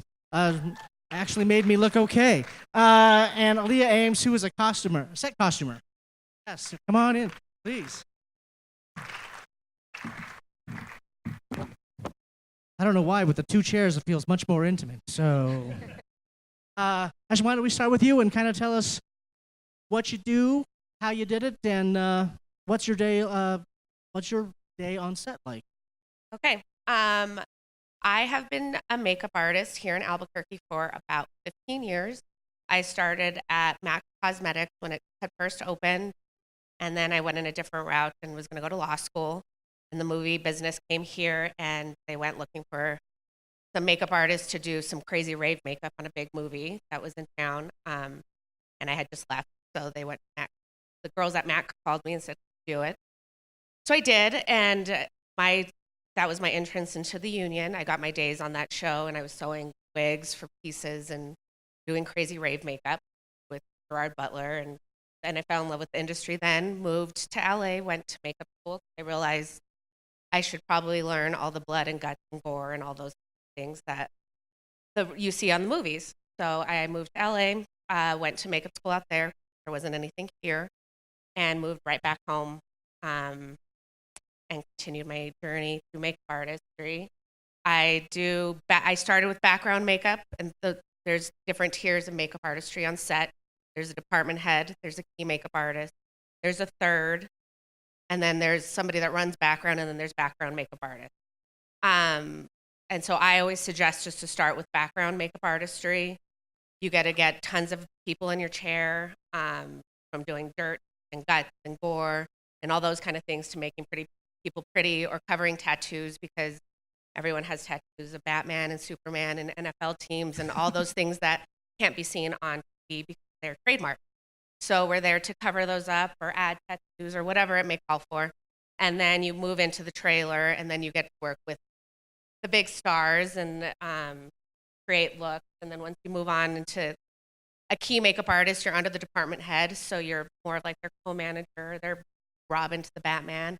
And that person is there to do everything that the department head needs you to do and fill in when they're in meetings or dealing with producers and all that stuff. The department head is the one that deals with the producers and makes the agreements and designs the looks for the makeup and gets the grip kind of thing. Kind of how it's been. And I've been department head now for the past 2 years. And I keyed on Better Call Saul and the night where I killed Mark. She put a bullet hole in my head. Yeah. So yes, I get killed off in everything I do. I'm kind of New Mexico's Albuquerque's red shirt. You know the rest. Yeah, great. Yeah. Thank you. Yeah. So and she even brought a helpful chart, which I'm excited about. Yeah. Listed as a costume designer, but I'm actually that costumer, and I like being behind the camera, but I've been in the industry about 20 years. I've been a member of IATSE Local 480 since 2002. Started as a PA, like most people did. I started an office PA, which I didn't even, at that time there were maybe 2 films for the incentives for filming. So I took what I could get. I somehow got an interview, office PA, which is actually very useful. Kind of stayed in the production office track for a little bit. Learned that end of the business, which is really good to know how everything works. But then got on set, became a set PA, learned etiquette, how to go on stuff. There was something called DigiFest, Clicks on 66 way back then, which was 4-day. Anyone remember that? It was a 4-day volunteer contest to make a short film in 4 days. It was wild and crazy, and I did that for a few years. And got in the union and kind of worked my way to the middle. And then I was a key set costumer for quite a while. So I just wanted to go over a few of the positions that are in the costume department. I'll be your Vanna. Okay, and I know that nobody cares probably, but the costume designer is the head of the department, and the costume designer creates the entire look in conjunction with for the clothing for all the actors and all the background. They they collaborate with the director, the producer, and even the actors to bring that vision forth through the clothing. They may design the clothing. They're choosing everything that everybody wears down to every background. They may not be out there picking each garment for the background, but they have specified the look. So that's the costume designer. They may have an assistant designer, which helps them. Then there's the costume supervisor. The supervisor is the most administrative position in the costume department. They're dealing with the budget, they're on the computer, they're managing the rest of the department, dealing with production, shopping, creating breakdowns. Then we get to the key set costumers, which is what I've done for many years. And the set costumers are actually on set with the actors. We make sure that every actor that we are taking care of is in the correct outfit, head to toe, for every scene. Films are not shot in script order. So if this was a scene and we were wearing this, well, we walk off the stage, the direct cut might be shot 2 weeks from now, or it might have been shot 2 weeks ago. So the set costumer is taking copious notes, photographs, and making sure that each actor's in the right thing every take. And also between takes, if you ever see a movie where the scarf is there, then it's there, that's the set costumer, because each scene is shot many times from different angles, and so everything has to be exactly the same or it's moving around. So not to just, this could take forever, but there are agers and dyers who are distressing the clothing, putting blood, picking it up. We will put blood on set, the set costumer, if somebody gets shot, and that, we'll run over there and we're putting the blood on. But something might be bloodied beforehand, things are dirtied beforehand. There are shoppers, there's the seamstresses and tailors who actually construct the clothing and do alterations, repairs, and then the PA. And there are various other ones too. I don't want to take forever. It's basically You the guys kind of department. you two actually work together a lot too, as far as like continuity and all those things too, right? For makeup and the We're part of the glam squad. Hair, makeup, wardrobe. They call us the glam squad. Or the wrecking crew. or the what? Show, yeah. Let's actually, we might be able to get a few extra questions with this. Do we have anything for Ashlyn? So did you have a cosmetology degree? I do or- not. Makeup artistry, you don't have to have a cosmetology degree in the state of New Mexico, but for hair, if you're trying to get in the hair side, you have to have a cosmetology now to hair. There will be hair cutting and I wish that there was some sort of degree for makeup artistry, but when hiring or when we're looking at the overflow list, we do look for people that have done makeup before, whether it be at makeup counters or our MAC, those or have been working on sanitation. That ties in with set safety and all that too, right? Mhm. Yeah. Right back here. Go ahead. My name's Ivone, and as far as like makeup goes, what would be the pathway for a hairstylist trying to get to like the movie? The IATSE overflow list for sure. And as they said this past summer, there's probably be about 10, 12 makeup and hairdressers that got in this past year from the overflow, which we hadn't seen happen in years. Taken some people 10 years to get some jobs, but now they're finally open, and I hear that the summer will be here. So get on that overflow list. Make sure that you do have a license. There is some sort of history of doing hair. Know that that's what they look for. And then helping out in student films. Trying to do. I know for me, I work tons of things for free, and it always comes back in some way. And then you'll be able to learn that etiquette. You'll kind of know how to read the call sheet. That's what I know that we all look for. Let's see. We've got someone way in the back there. Sorry. Yep. You and then in the Hi. back. Hang on. Oh. First. You first. Me? Yes. Okay. Hi. I'm Sonia. So I have a similar question. Costume design, if you could maybe take me through the process of how you would get started in that. Like, what is maybe your background, or you've seen other people get into that? It's fascinating. Yeah, well, I am not a costume designer, but for the costume designer track, going to school, Fashion Institute, there's New York, LA Fashion Institute is where it would be the best way to start training for that. For me, I learned on the job as a set costumer. I had been an actress and been in theater a gazillion years ago, but I started out as a PA. I worked in a trailer and just learned. So as everyone's been saying, taking any job, if you're interested in costume, volunteer with a student film and work with a costume person or be the costume person. And so, but costume designer is a little bit more of something that one would train for, but not necessarily. You know, people that have worked their way up through the department and ended up becoming a designer. So does that answer your question at all? Yeah. Great. And in the back. Hello there, my name is Dan Moen. I'm gonna move that away so I don't overload it. So just a quick question, would monster designs or monster suits be something that would fall under makeup and hairdressing, etc., fall under your job area as well? Or is that a separate department? That's more puppetry and sometimes special effects, but hand in hand. Like it's pumping blood, that pumping stuff. Also but would... then we apply the prosthetic, paint it, and that's special effects. Okay, and if you don't mind a part two to this question, Sure. How would one get on track to join that side of things? I know quite a few amazing prosthetic and like guys who make amazing zombie suits, amazing everything else. How would they start getting on track to be part of that in the film industry here? Special effect part of it. Right. Yeah. That's be the special effects part, and there's a whole group of wonderful guys that are local here that now are starting their own shops and starting to make things here, so we don't have to get them out of LA. Number one, it's more cost effective to do it here, and we have a lot of talent here. So I would say reaching out to contact, but even getting on the overflow list and talking to them and working in their shop.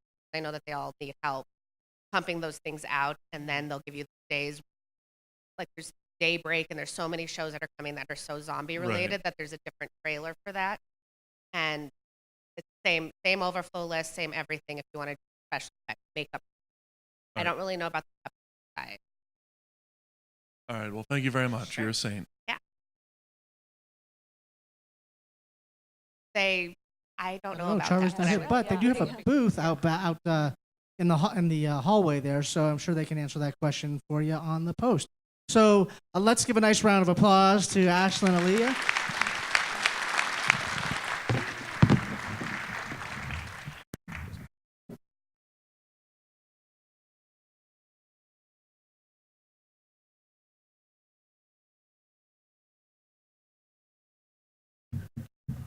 All right, we're just moving right along, and which is great. And by the way, you guys are doing great questions. And anything that doesn't get answered, too, don't forget there will be the reception after, and we'll be able to, most of us will be available to follow up and answer that as well.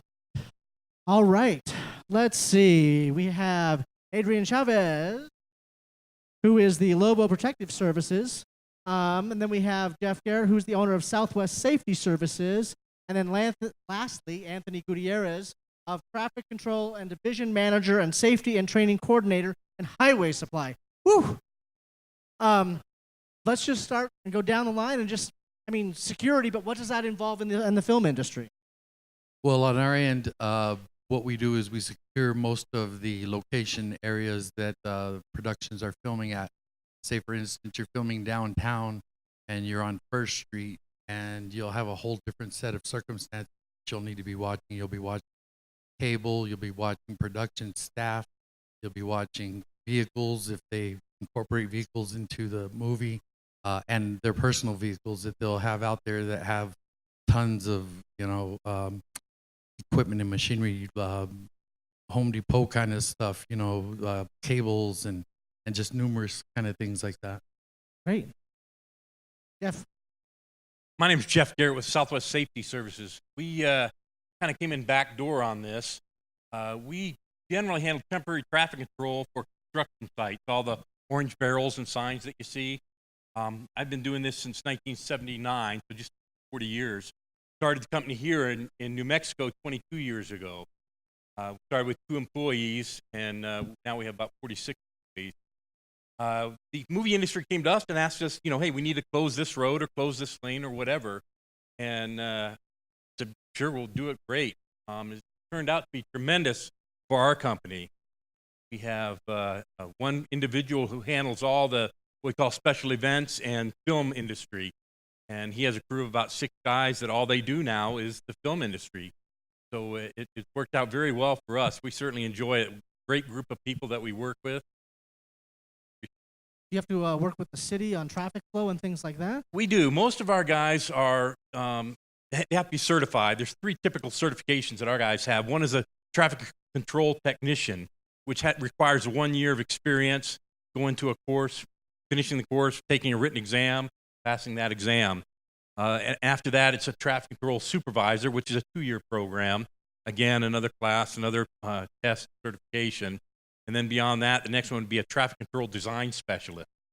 So what they do is they actually set up the design for the traffic control, so that we do all this on computer, the traffic control design or plan, and then we submit that to the city, the county, the state, whoever owns the road that we're going to be affecting, and they approve it. And from there, we give that plan to one of our traffic control technicians or supervisors, and they load up their truck. They go out there, set up the devices. Sometimes they'll stay all day on site, moving equipment, maintaining equipment. Sometimes they'll leave and go to another site. And that's what we do. Great. All right, Adrian, you're up. My name is Anthony Gutierrez, Highway Supply. And on Jeff as well, we do temporary traffic control as well for police. And like I said, setting up the road closures, lane closures, anything. Everyone here, I'm sure you guys know how important it is to the set closed, quiet, keep the right people in the set and the wrong people out. Kind of where we come in, and I mean, this whole panel is a big factor in keeping the right people, wrong people out. The other things that we do in our company as well is we make a lot of traffic control signage for, I mean, basically any sign you can think of, anything that goes over the freeway. If you want to make it look like a border crossing type of sign there, kind of part of the production as well, as far as helping make you feel like when you're coming into Mexico, it might feel like California. Yeah, and Anthony, how far in advance do you start kind of prepping for a job? How long would it take you to make a sign that might say like "Welcome to Glendale" or something like that for daybreak? Surprisingly, I mean, we work real hard, especially with movies. We understand that there's a lot of quick turnaround that's needed, depending on the time of the year and stuff. Get a sign made out with a day to a week, depending on specialty of it. A lot of great technology out there now that we have a pretty good sign manufacturer. Knock out almost any sign you can. Whole sign that goes over a freeway. Yeah, that's. And what's kind of the career path to work with you and work with your company? And kind of a little bit like how Jeff touched on as well. It as far as in the traffic control portion of it, I mean, it's just learning the day-to-day operations of it. It's getting your certifications and then working well with the industry. We understand how important it is. The timing of everything, shutting down the roads at a certain day matters, from trying to get a sunset shoot or that perfect lighting that they're trying to get. So important getting out. Sounds like you guys are pretty always on the feet and always around too, right? Just traffic flow, something like getting like golden hours. Right. Yeah, most of the people in our industry start with no experience. We would bring them in. We'd put them with experienced drivers. Once they got comfortable and we felt comfortable with them, we let them do simple things, sidewalk closures, to putting barricades around a hole or something. And then once they have a year's experience, then we put them through these classes, start them certification process. Great. Adrian, how about for your Lobo Security? I'm just going to touch on what these two gentlemen said, because we actually work tightly together on a lot of these sets. A lot of our people end up having to do road closures as well and assist these gentlemen once their stuff's set up. Our staff is employed to help what they call flag. Certifications for that is typically a 4 to 5 hour course. And as far as the security component, it's typically an 8-hour course required to get your level 1 security for the state of New Mexico. One of the most important things to remember when you're around a movie set is when you see security around there, you got to make sure that you're paying attention. Sometimes we look serious, but we're not mad. We're just in the zone. We're just trying to make sure that we're doing our job well. That's great. What are some of the issues that you actually have to deal with on set with security? Like if you're filming in the city, what sort of people skills do you have to have with that? Well, that's kind of ironic. You gotta have patience. A lot of times we're dealing with, especially in the downtown area, you're dealing with a large, homeless population. You've got people that are trying to go around and try to cross certain paths that they should not be entering. One of the things that we do to deter people from escalating into an argument and things like that is we really preach de-escalation techniques, how to talk to people, when to raise your voice. In the state of New Mexico, we're not the security guards that are going to come tackle you. We're the ones that use our voices to observe and to report. That's what our job is. And when we do that, sometimes you'll have somebody that's frustrated with you and they want to, chastise you or curse at you or whatever. You got to have a little thick skin and you got to be able to deflect that and turn that around. And, I hope your day gets better. Yeah, I think with almost everything in our industry, it's as a multi-tiered communication level. It's communicating with everybody involved with the production and that, and also to the communities that we go into, because we want to be good neighbors, right? And we want them to say, oh, we thank you for coming. We're happy to have you here, and we'd like to have you back. So that's a huge part of it. Do you guys have separate websites if people want to apply for jobs? You can just go highwaysupply.com, or you can Facebook application. Same with us at swsafetyservices.com. The movie industry is really, I've heard some other panelists talk about how it's really expanded and blown up here. And I know for our business, we're doing about 10 times the amount of business in the movie industry, film industry, than we were 2 years ago. Wow. Huh. Okay, well, let's get some questions for this panel. Yes, in the back there. You're going to get your steps in.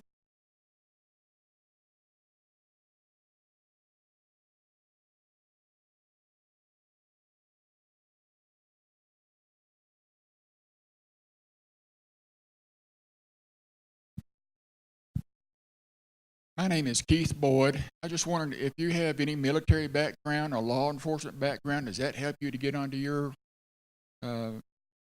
what y'all do? Is that reference to me? You and the gentleman next to you. Actually, no. A lot of our owners that own security companies are ex-police officers, that kind of stuff. Most of the state regulations for owning a security company in New Mexico require that you have had 4,000 hours of working in the industry before, and then you can qualify to get your ownership license to provide security in the state of New Mexico. So no, the answer is no, you don't have to have a police officer. A lot of people use us for a stepping stone because a lot of people want to get a taste for what it's like to deal with the public in this particular scenario and see if they can tolerate it. But hope that answers your question. I think we have one. There we go, right in here. Oh, hi, my name is Francisco Soto, and this is a question for Anthony. Do you have a warehouse where you manufacture the signs for the movie set? Yeah, we actually have at our business off Chapel by Optuna. We make everything in-house, kind of like everyone's touching on. I mean, we're a locally owned company. We're every inch of the state of New Mexico, hire local as well. We do everything. One spot, traffic control, we do signage, other off. If movies are contracted, stripe, well, road stripe. Kind of getting a lot of. So are you hiring for the warehouse positions? Yeah, well, I mean, we are. We're looking for sign makers and work in the warehouse as well. Thank you. Great. All right, let's hear it for our panel. Thank you guys so much.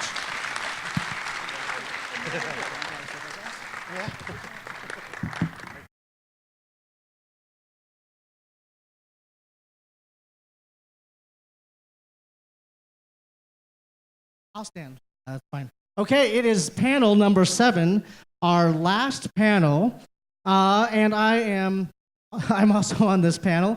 As you know, my name is Mark Comstock. I am the New Mexico SAG-AFTRA local president, which is the Union for Film and TV Actors. And then, of course, I get to have all of my other friends up here. We have Carissa Mitchell from Mitchell and Associates, Tina Presley of Presley Talent, and we have Bobby Shelton, who's the founder of the Casting Copy.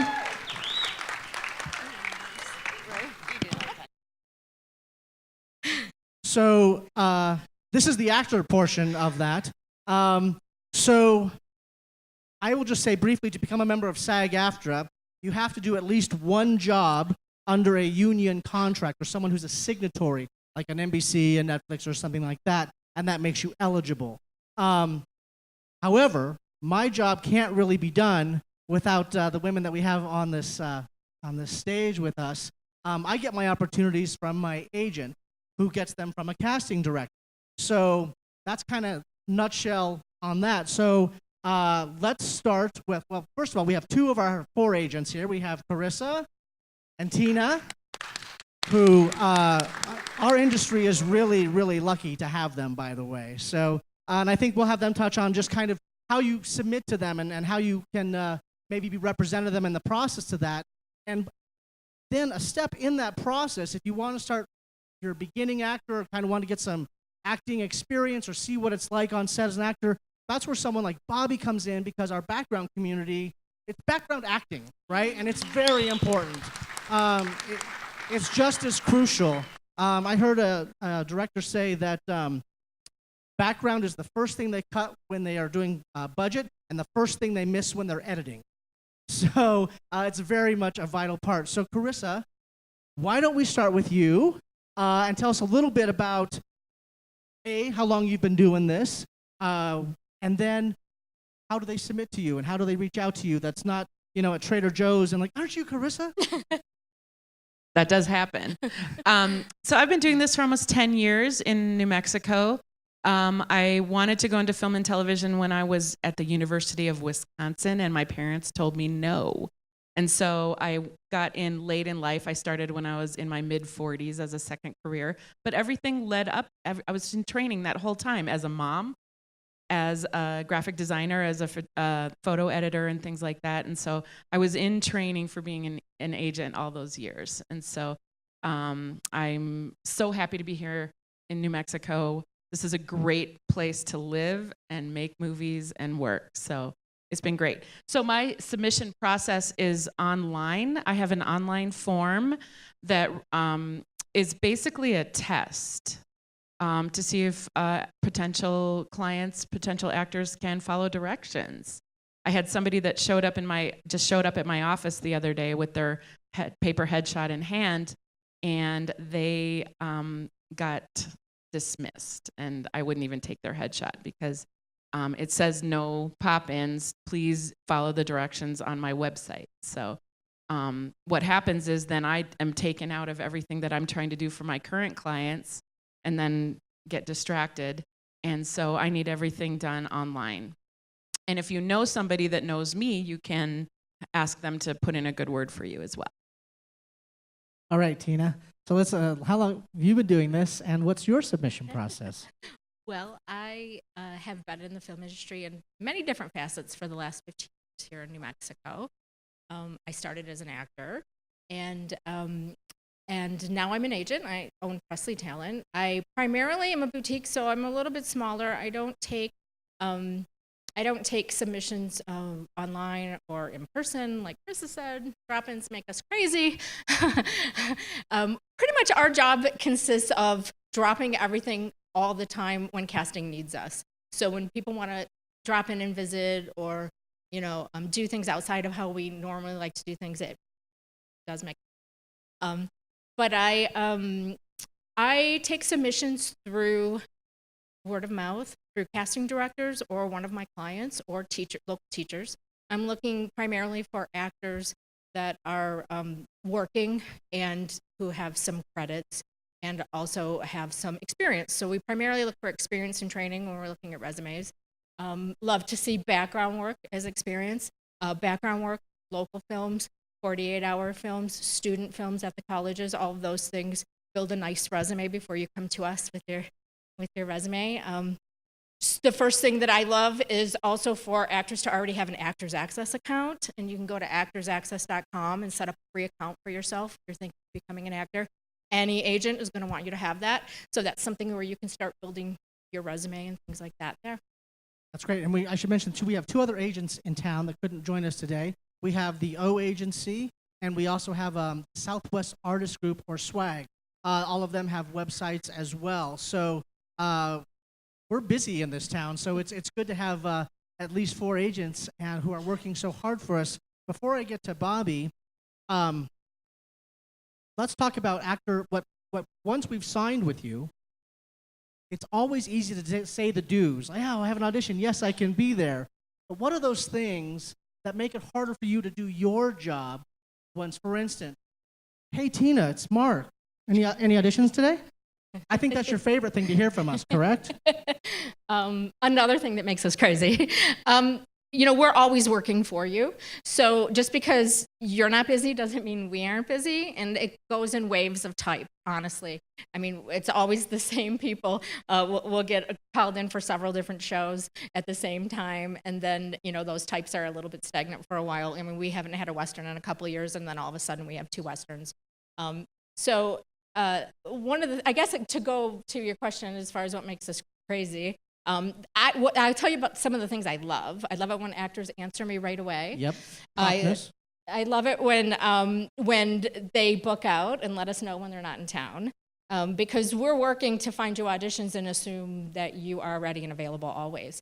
So to constantly be training, that's another thing that I love. My favorite actors are attentive and just ready to change things up in the room. I mean, I've had some casting directors say that, the biggest thing is just be ready when they hand you another set of sides, because that happens here a lot. And actors are booking roles that they didn't audition for here. Right. So, that means that's a testament to what they're doing in the room. Yeah, right. Marissa, what do you love that we do? What she said. But also, I think that really stressing communication when you do get an email from your agent to answer immediately. And we've had some problems lately with people not doing self-tapes that they've been invited to do. And that makes us look really bad. If we've submitted you, the casting directors have responded to you and want a tape, and then there's no answer or not even it's okay to decline something, but just tell us right away that you're going to decline it. Then we can tell the casting director that they're not going to do it. But mostly I would just say that it's basic professional behavior that needs to translate over into the acting world. Just because it's a creative, artistic thing doesn't mean that we don't have to behave in a professional manner and communicate with each other and get information back and forth. Sometimes I feel like I play a tennis game. All I'm doing is just lobbing answers over the net back to the right person, and need it to come back. Yeah, I mean, it's show business, and it is business, and we have to be, as actors, on top of that part of it, and that means taking care of ourselves, having a reliable transportation, last-minute babysitting, whatever those things may be. We need to be responsible and do those things. Marissa, give us an example of how crazy it can be from casting. What latest you've got a notice that you kind of had to mark, just so you know that it's not 9 to 5 with this job. Right. There are some days where about noon or 3 o'clock or something, I think, oh, maybe it's going to be okay, and I could go to dinner or see my family or go to a movie or something. And then, the casting director throws their grenade over their shoulder at 5 or 7 o'clock, and then I'm working all night. And I could, there could be 40 people that get auditions for the next day, which means that they sent probably a list for 100 or something. And then I'm texting, calling, emailing all night long to try to get that list for sometimes it starts at 10 the next morning. Yeah, let's talk a little bit about that submission process. So how do you secure an audition for an actor? How do you become aware? We work with our casting directors, and how does it work with you? So a casting director gets a role, and they email you, and what happens from there? They actually send it usually through the other side of Actors Access, which is called Breakdown. So actors live in Actors Access world, and agents and casting directors live-in breakdown, which is the other part. So the casting directors send out the roles that they're looking for, and then we connect our we connect our actors access accounts to the casting directors and go back up, and then they decide from that list who's going to get an audition. Tina, you're real big on the actors access. What's your favorite thing to have, or one of those keys? I think you prefer to have a slate, correct? I like slate shot, headshot. What that is a 7-second little video that you add to headshot. What it also does is it raises you to the top. So when you have a profile, which is a headshot video and move to the top. So your agent can be on it, submitting you promptly as possible. You don't have all you fall to the bottom. Sometimes they get submission. So you definitely want to do anything to make you kind of stand out in the crowd, which is to have those things, to have really great up-to-date headshots. I prefer 5 to 8 headshots in different aspects. I mean, a lot of what we get here is military, medical, legal type. So obviously you want to cover those bases, and then to have, just some kind of character type things. I mean, I think really most of the things that we're booking here, we are a secondary market. Most of our leads are play. So that means they come here to fill in those great character pieces of the puzzle, which tends to be diverse or speak another language. If you speak another language like Arabic or Spanish, to have that, super helpful. To have clips of any of your special skills. If you play piano, ride a horse, shoot a gun. And even better, if you have clips of films. Right, things. keeping your reel and your clips active, and your special skills. Those are those things like yoga instructor. That you never know. You never know. It's not on my special. So we were talking about just like kind of if you're a beginner or just kind of want to pursue that acting thing, that's where background comes in. So Bobby, can you talk a little bit about that process of like, Bobby is kind of like the den mother for every background actor, and we love her. We love her. Can you talk about how one goes about, getting involved with background, how that process works, and what your day on set is like and can be like? Well, I've been doing background for 6 years, and my first thing, and people will see these, was what they call a cattle call, where I found something on a website, and it was actually, I think, on the news, and it was a cattle call for Sicario. So I went to meet Elizabeth Gable with my J.C. Penney headshot. Yeah, 2 of those right there, and she did not laugh at me. So that was, in retrospect, I'm like, how generous was that of that woman to not laugh at me? So I started doing background on Sicario with my car, and a few people said, let's go have coffee. And being the lazy person I am, I said, let's all go have coffee. So we started with 8 people at a coffee shop, and now we've got a Facebook group. And the thing about background, you can find a lot of information on my page. You can find a lot of information on both of the Albuquerque and New Mexico Film Office pages. Please do yourself a favor and cruise those Facebook pages, because there's a lot of info on there. And also, you can get information from on my page, but we're also handing out all the casting directors for background. Okay? Do they each have their own website to register on? They each have their own website. Again, we've been handing those out all day, but if you have something, take a note. It's Elizabeth Gable, White Turtle Casting, Sandy Alessi Casting, and Lori Latham Casting. Okay? So a day on background, basically, you're going to submit. They're going to select you to be in the palette of the background. That means you're the action behind, and you will be there for anywhere from 8 to 12 hours. So know that you're going in for a full day. There's nothing they hate worse than to hear, what time are we getting wrapped? Expect a full day of work. And as Mark said, it's an excellent opportunity to get on a set, see how it works, learn the technical words, then start taking acting classes, and you'll be just so much ahead of the game. Or you may see somebody behind the camera and go, that's what I want to do. So it's a great launching pad for whatever you want to do in the film business. background is a great film school. It really The is. best. One thing I should point out too, as being a professional actor, is when we get paid, we get called what, scale plus 10%.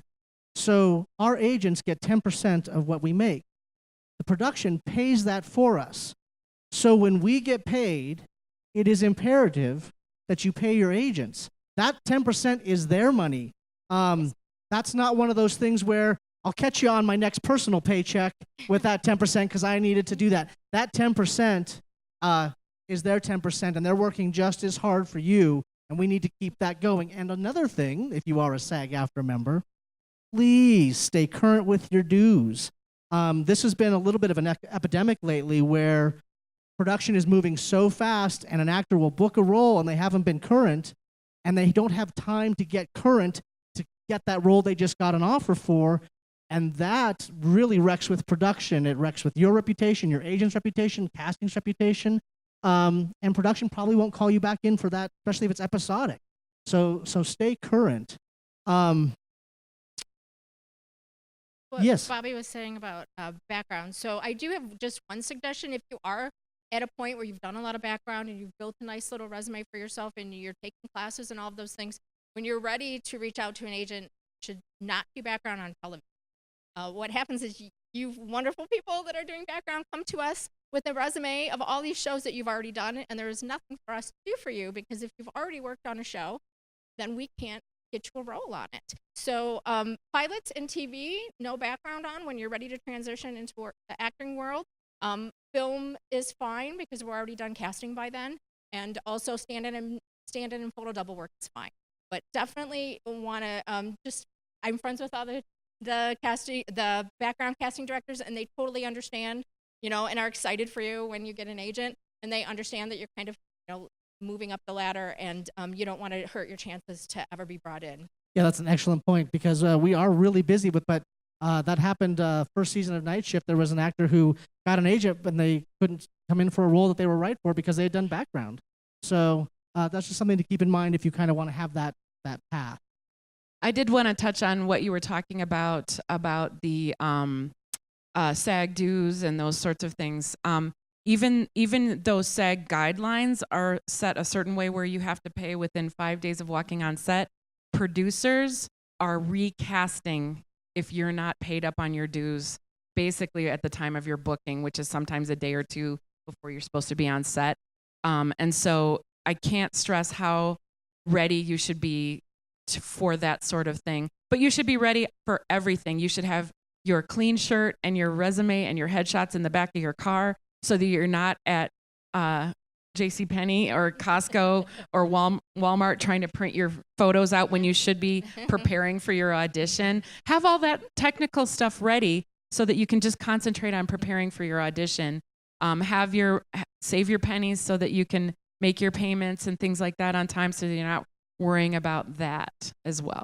Yeah, and a lot of you, we've talked a lot about like paying your dues and kind of getting that pathway, and we have a lot of like non-union commercials and things like that in this town. Meow Wolf's doing a big project that's non-union, and I always recommend people, like, when you book those things, first, congratulations, and second, take some of that payday and put it aside so that when you become a must-join for the union, you can pay that dues. Currently for New Mexico, for our market, it's $1,005, and that is your first 6 months and your initiation fee. Going forward, it's biannually based on your income. And just to give you a comparison, Los Angeles is $3,300 right now. So those are those things. But as you're building your resume, and if you get paid for something, just set a little bit aside so that if you literally become a must-join on a Tuesday and book on a Wednesday, you can take care of that, because that's happening too. Let's talk about the speed of which TV happens, because I don't think people really realize that. Carissa, why don't you talk about how quickly from audition to on set that can be? Well, even this week, we had we submitted for a TV show. There were auditions the next day. Sometimes the casting directors even send out auditions before they've send out the breakdown. And sometimes they're not even sending out breakdowns. They're just sending lists. And it's like, the audition is today. There might be a callback. There might not be a callback. It shoots next Monday. So it can happen so fast in television. And they're just they're just full steam ahead, you know, and so you have to have your ducks in a row a little bit in order to, and have your life sort of arranged so that you can get the babysitter, you can get off work. You know, all of this is terrible, you know, if you go through this whole process and then you can't get off work for the shoot day or for the callback and things like that. So it's this really interesting life of sacrifice for something that you don't know if and when it's going to happen, but it can't happen unless you make that sacrifice and arrange your life in a way to be available. Yeah, that's a perfect way to sum it up. I know we're going to have some questions for you guys. So do we have any? Let's see, we've got two right in this row right here.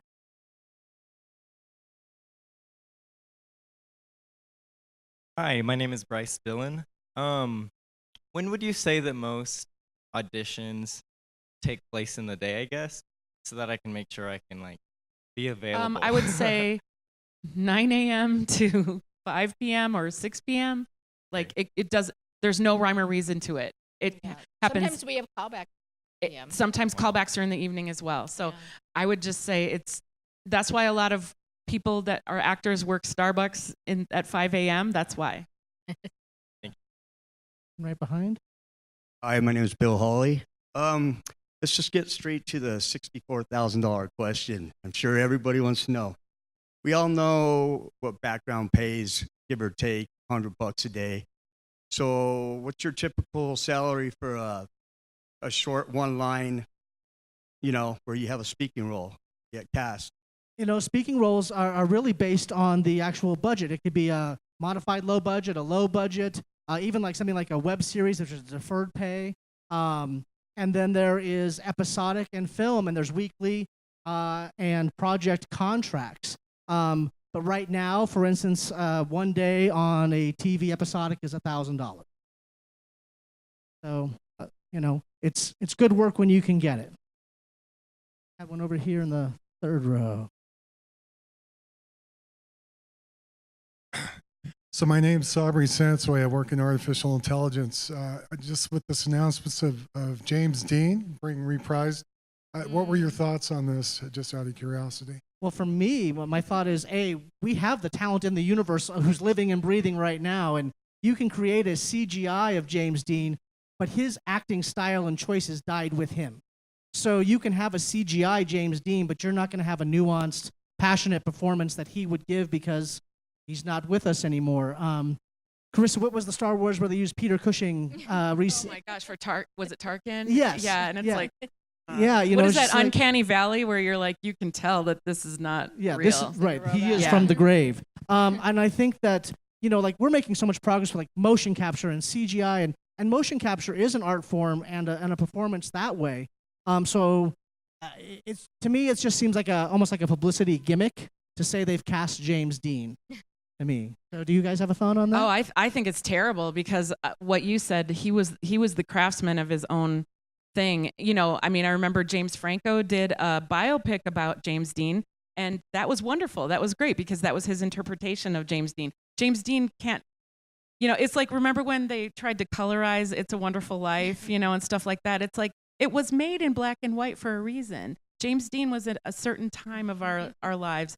I'm against it, but. Sorry, all of a sudden I got this 4 calls in a row from my wife, and I'm like, what did I do? She's calling. Should I answer and be like, hey, hang on, we'll just say, Let's say hi. hey there.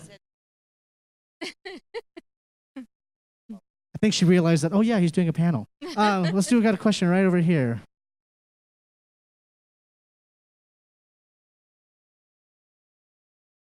Hi, Anton again. Just a kind of a technical question. I've never had this happen. I've been background in a lot of different productions. I was on something recently where the casting director was replaced. Now, is that like a bad reflection now on me because I'm associated with that? Like, I just didn't get called back. Can I even use that on my resume? It's sort of like a big question mark. I'm not really sure who to ask, how to. Were you speaking or were you background? Were you background or speaking? I was background. Oh, no. That's a production thing. They can jump, and they have jumped from different casting companies. That's way above our pay level. No, well, I of course, understand. obviously. I understand so, that. no, that does not reflect badly on Am you I at able all. to use the stand-in experience Of on my course. resume, even though it? Of course, didn't because pan you out? will probably get credit on the film. And yeah, that's production. That's their little thing. You did the work. You take the credit for it. And there's something else I wanted to mention before we do tie up. People are talking about money and dues and all that kind of stuff. Never, ever pay to play in background. There's all kinds of scams going around right now. You never pay to do background. Even with agents, you're having problems No, you do with not. this. You don't. Go with Agents the- don't get paid till we get paid. You never pay to be with an Right. agent either. You never, ever. Don't fall for any scams you see out there. There's one tomorrow at Coronado Mall. Just keep your Scammy, eye. scam. Did I Scam say it? alert. Scam. Scam. You know, if they're asking for money, if they want 10% of what you're doing for background, you can find your roles yourself. So that is something Elizabeth Gable taught me first day I met her. Never pay to play. And that's it. Yeah, great. Okay, we'll take one more question. Right up here with the baseball hat and glasses there.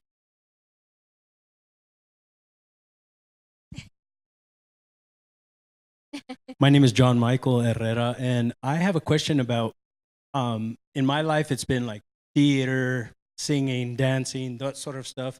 How about now, late 40s, that sort of thing, getting into film? You have any advice, or just sort of want to do some acting now? Because it seems like that's the industry to be in, or, you know, advancing in technical sort of talent and that sort of. Well, I mean, your skill set's great, and having a theater background, I think everyone appreciates that because we understand the work that goes into theater. But man, you do a 48. Make your own short films. We have these computers and cameras on our phones, and make your own content and start doing that. You know, there's a great resource. Go to YouTube, and you can find like famous actors' auditions and watch what they're doing, and that'll kind of help give you some audition techniques and things like that. Take class, but make your own content. It's never too late, is all I have to say. And everything that you've done up until now is building blocks for this. And so I feel like I have an actor who's 87 who has a callback on Monday. She's amazing. And she spent her 87th birthday on the Briar Patch set, and Rosario Dawson posted on Instagram and with a picture of her. So, you know, in New Mexico, we have to have every size, every age, every color. We have to have the whole gamut because we are real life casting. It has to be authentic. And so we have to have every age, every size, every color. And so it's never too late to start. Great. So we're about to break for the reception part of it, and most of us will be here if there's questions that you didn't get answered. So a few quick things. First, I want to thank all of you for coming out and educating yourself and being involved. Yeah, give yourself a round of applause. I can't thank all our panelists enough for giving up their Saturday and their time to share with us. So please, can we have another round of applause for all our panelists?